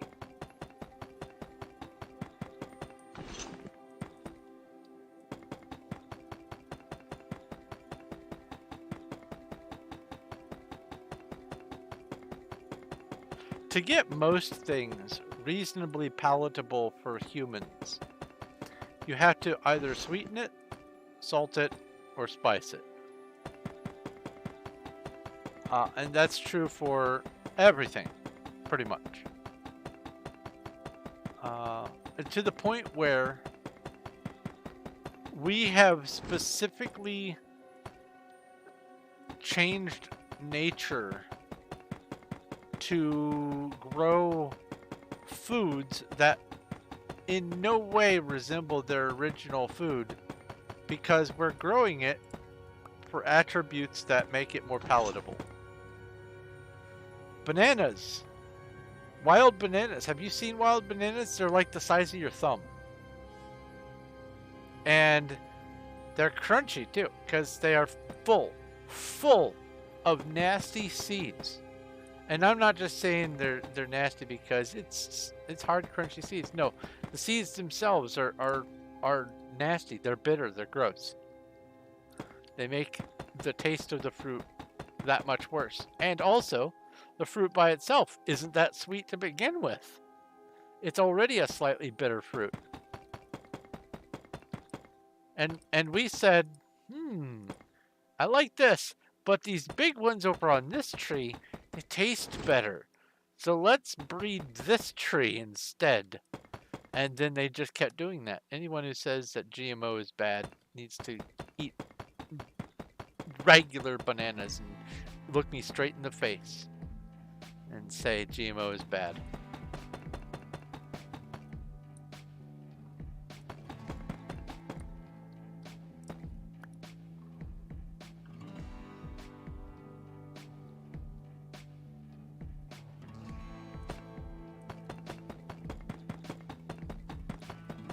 I am glad to know that you are aware of the word Cavendish.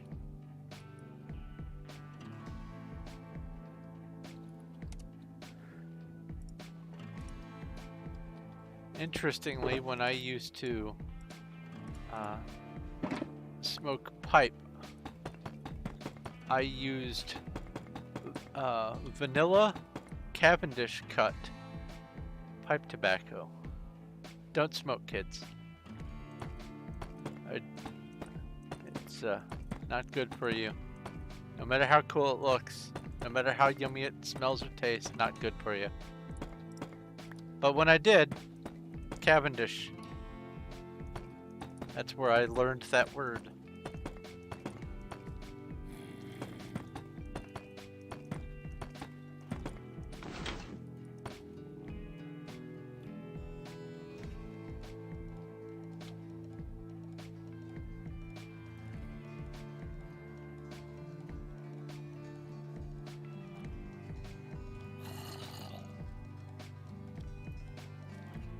Come on, come get me. Walk off the edge. Come on. Come on, come on. Are you not? You're not gonna. Walk off that edge.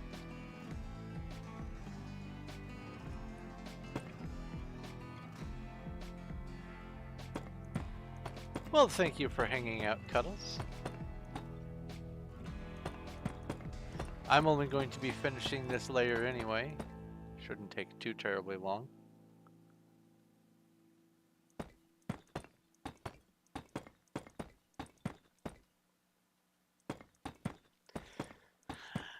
Yeah, I had the misfortune of being a smoker for about, let's see here,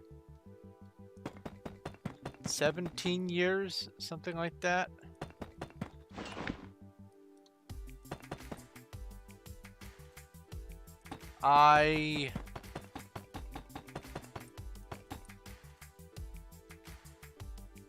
Thankfully I didn't start as a kid, but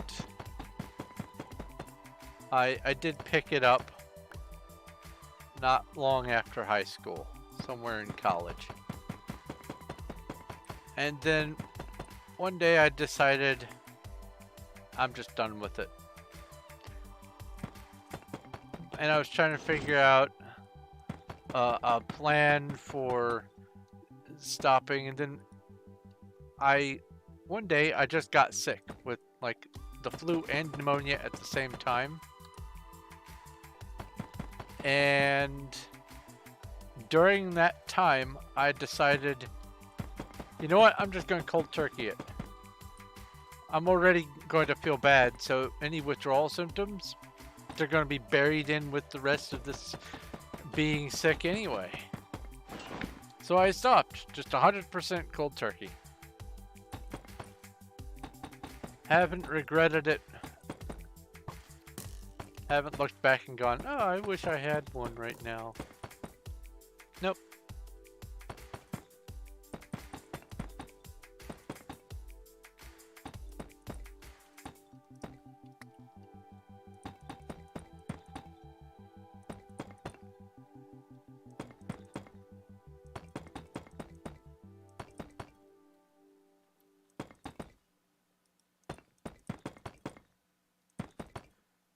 Zoom! Hi, Cuddles.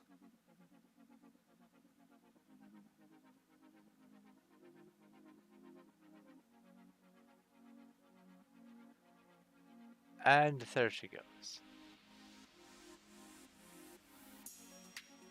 That would be a good reason to get sick. What a sentence. We're having a staring contest. Uh-oh.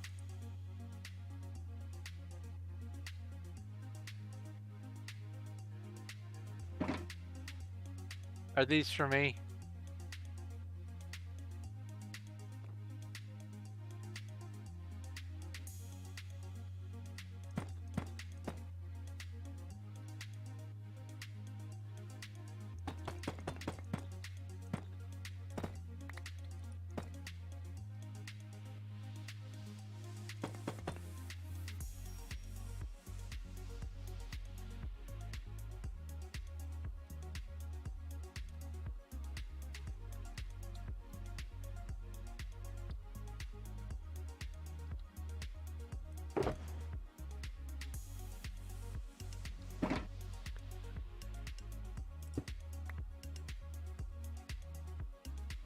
I shall cherish it always.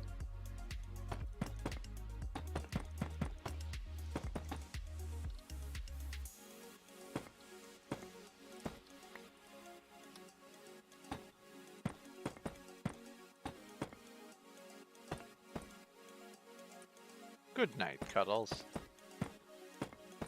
Thanks for helping, thanks for hanging out.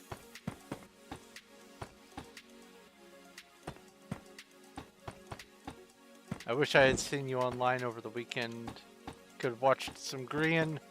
There's now a new series that he's started, Secret Life.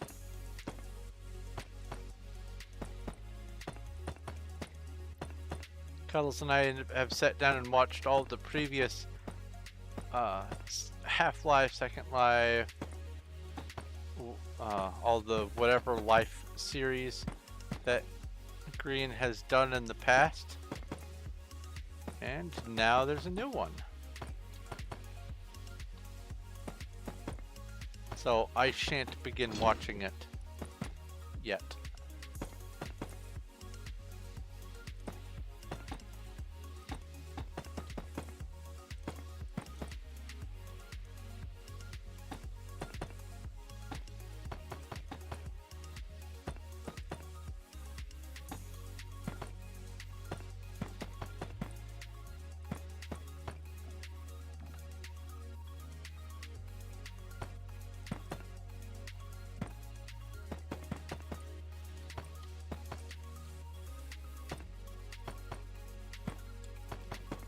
Oh, speaking of watching shows, I have caught up, as far as I can tell, with all of Letterkenny. I really like that show. Very entertaining.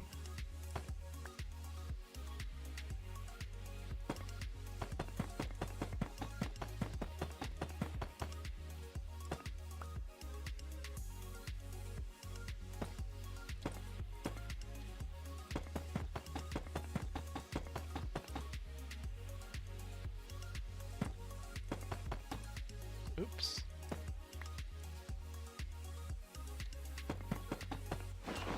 I have since begun watching a show that I finally remembered existed called Ash vs. Evil Dead. Back in the day, I watched Evil Dead, Evil Dead 2, Army of Darkness. I loved those. Those were great movies. And then I heard about Ash vs. Evil Dead, but never managed to catch it. And I have access to it right now. So I've been watching it the last few days. Well, last couple days, actually. The site has been acting a little wonky. I don't know what's going on.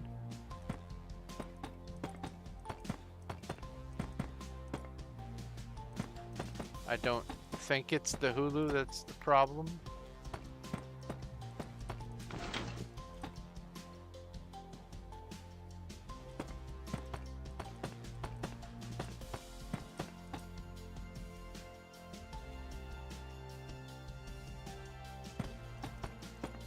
I have absolutely come to the conclusion on Letterkenny that Wayne 100% is autistic. Absolutely, no doubt about it. The way he has all these rule sets, the way he has all this repetition, the way he has all of this unchanging tradition and system and routine and rhythm, and even, dare I say, ritual habits.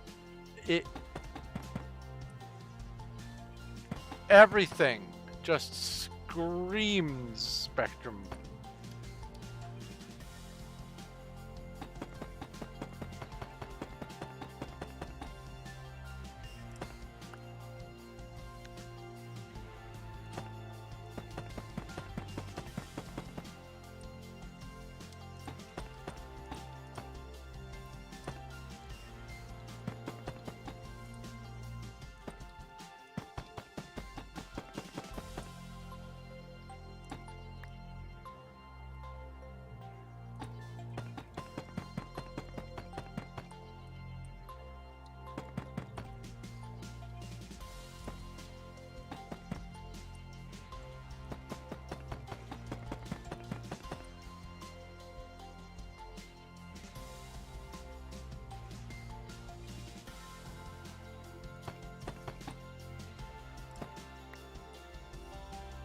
Oh, yeah, that's an obscure one. Yeah. I like all the stuff that Marvel does when it comes to um, cryptids. And I consider zombies as being cryptids, no matter what anyone says. Um, because they really do try to ask the big questions of, all right, honestly, if there was anything like being a zombie, whether there was some leftover uh, memories of the person or not, how would this person behave? And they have whole series about the X-Men and other Marvel heroes becoming zombie. Zombie Hulk is just terrifying. But they've also, in a couple of circumstances, touched on, all right, let's go the other route. Let's say none of the host survives. It's just body. Body with zombie brain. How would this body wreak havoc on its surroundings? How would uncontrolled this mutation happen? And I just love it. I love what they do with some of their series.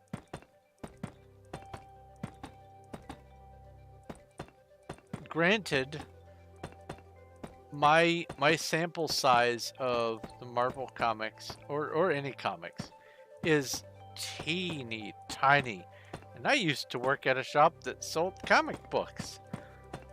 I didn't spend any of my time reading them. I spent most of my time playing Magic the Gathering or playing Diablo 2 on the computer.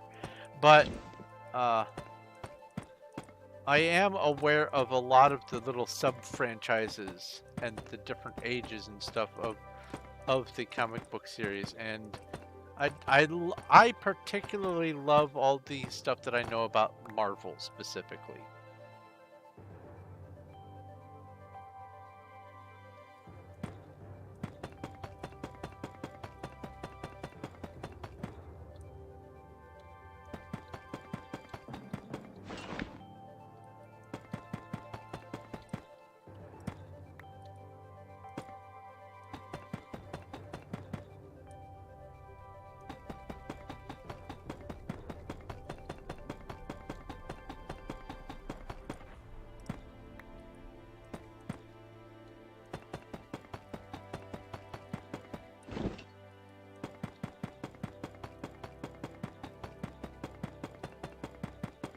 In fact, I think the only comic that I've ever actually owned was the graphic novel. No, there were two.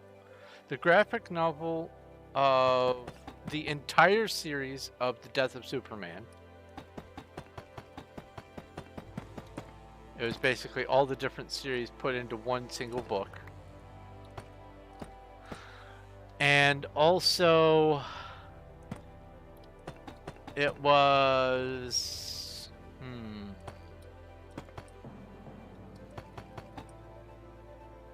It was the original Terminator. Turned into a comic. That's it. That's the only two that I've ever personally owned, as far as I know. I've had my hands on piles of comics.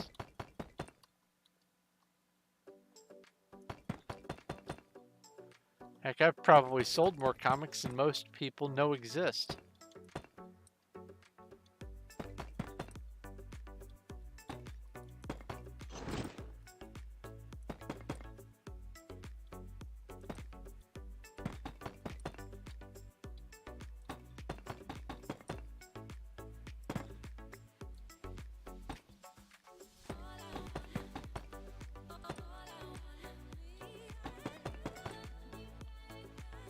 On the subject of comics and comic book characters, in addition to running the shop that sold comic books, on the rest of the store, it was dedicated to mostly just gaming, like D&D gaming, Magic the Gathering, dice games, board games, that sort of thing. And one of the games that we got through was Hero Clicks. The premise behind Hero Clicks is you get a hero, like say Superman, and it's on this little circular base. And between / under its feet are a series of numbers and stats and things. It starts off at a certain setting, and then for every time it uses an ability or it takes damage by a certain number of points, you rotate the base a certain number of clicks, which is why it's called Hero Clicks. And the next click over would have different health stats, different intelligence stats, different power, that sort of thing. And so what I did one time while I was there is I collated all of the stats on all the hero clicks, and I wrote a program that randomly tested click versus click every single one that we got through the store against each other. And the program took months and months and months to run to cover everything. But when it was finally done, I was able to put together a list, and I have it somewhere, TM. A list of the most perfect, just sheer dumb luck, random chance, perfect team that you could put together. There weren't any synergies, nothing like that. It was all what just is going to win if it's just blindly played. And I was able to assemble a lesser version of this assortment of hero clicks, and I tested it out.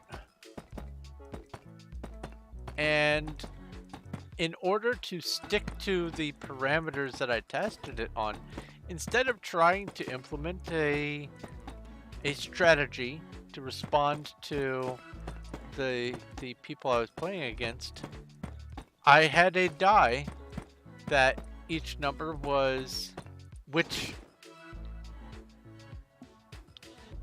team member, I guess. I think they're called team members.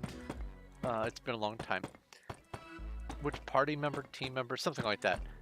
Which one would be doing its attack or movement, what it would do, and then I would randomly choose a target that was viable.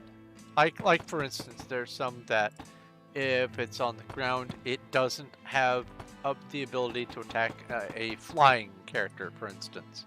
So I would pick from the ones that it could do something to, and come on, there you go, and have it just randomly do its thing to them. And the most frustrating thing to everyone who played against me was that I survived way longer than most people ever do. And by most people, I'm including people who know how to play the game well. and it was just hilarious. It was like, you know, giving an infant a sci-fi laser gun. As soon as they find the trigger, something's gonna happen.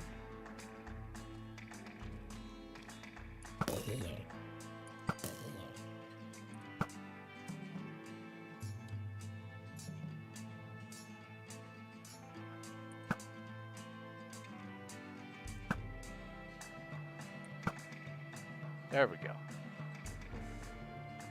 And one for you, and one for you. All right. So what is that? 9 layers I did today? I'd say that's quite the accomplishment. It's not even quite midnight yet. It's 5 minutes till midnight. I am absolutely famished though. So there's no way I'm going to be doing any more tonight. Tomorrow, I am... Ow, that was popping my knuckle. I am potentially going to be working some more with the data pack if I can make some headway on the mechanization data pack thing. If not, I have learned that what's it? New in Town. Brain, thank you. The New in Town data pack, just like you do the counteroffensive and go into the Nether, after that, because of some information I gleaned from the forum, there is some end progression afterwards. And in addition to that, there are 4 other dimensions that are added beyond that as well. So I have a feeling there's going to be a lot of progression that I need to test. So I may be able to just get by with testing that.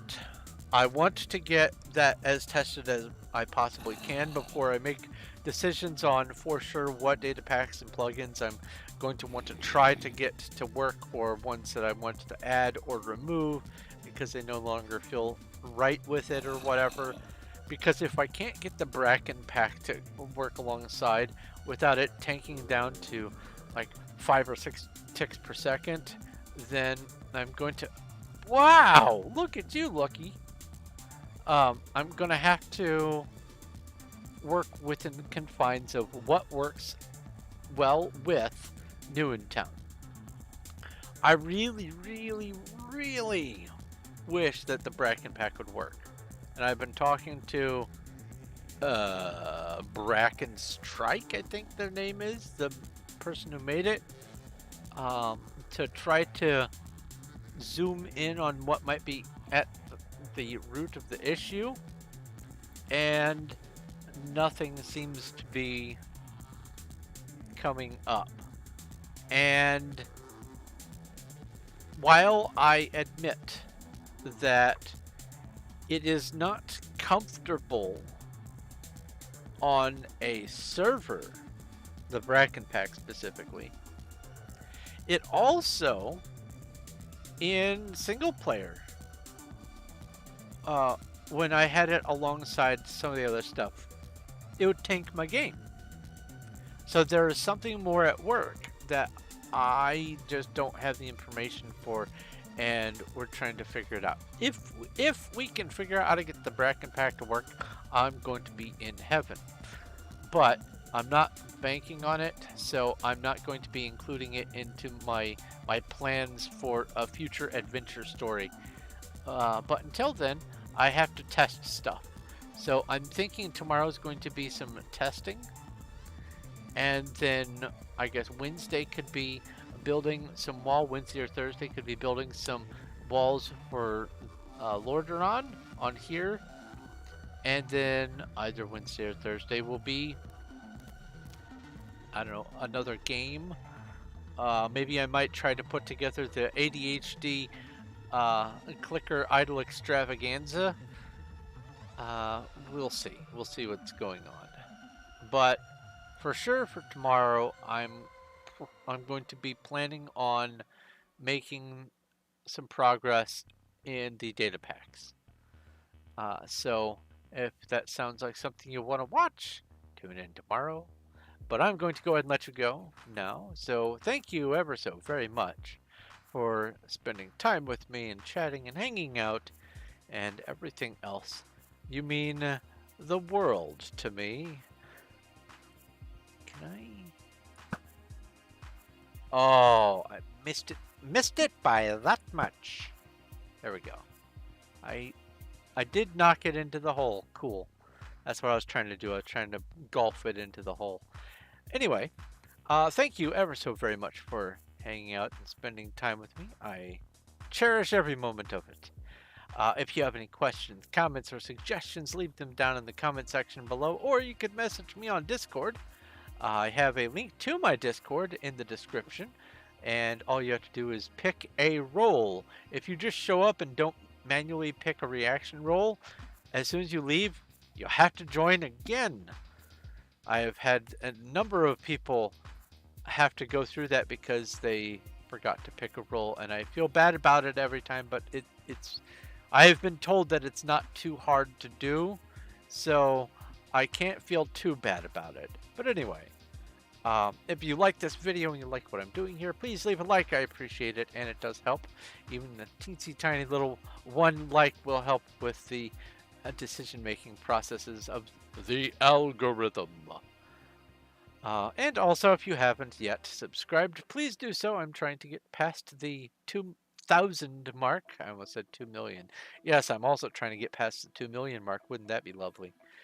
But that's going to be it for me for today. This has been a lot of progress. 9 layers of progress on this one Tier 4 cube.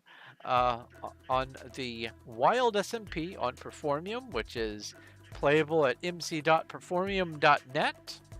And it is one of many servers on Performium. If you like Skyblock, they have Skyblock. If you like minigames, they have minigames. And if you like SMP, they have Wild and others.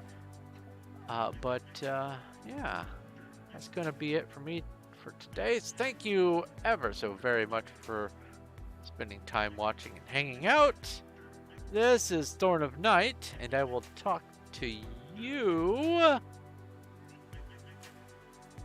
later.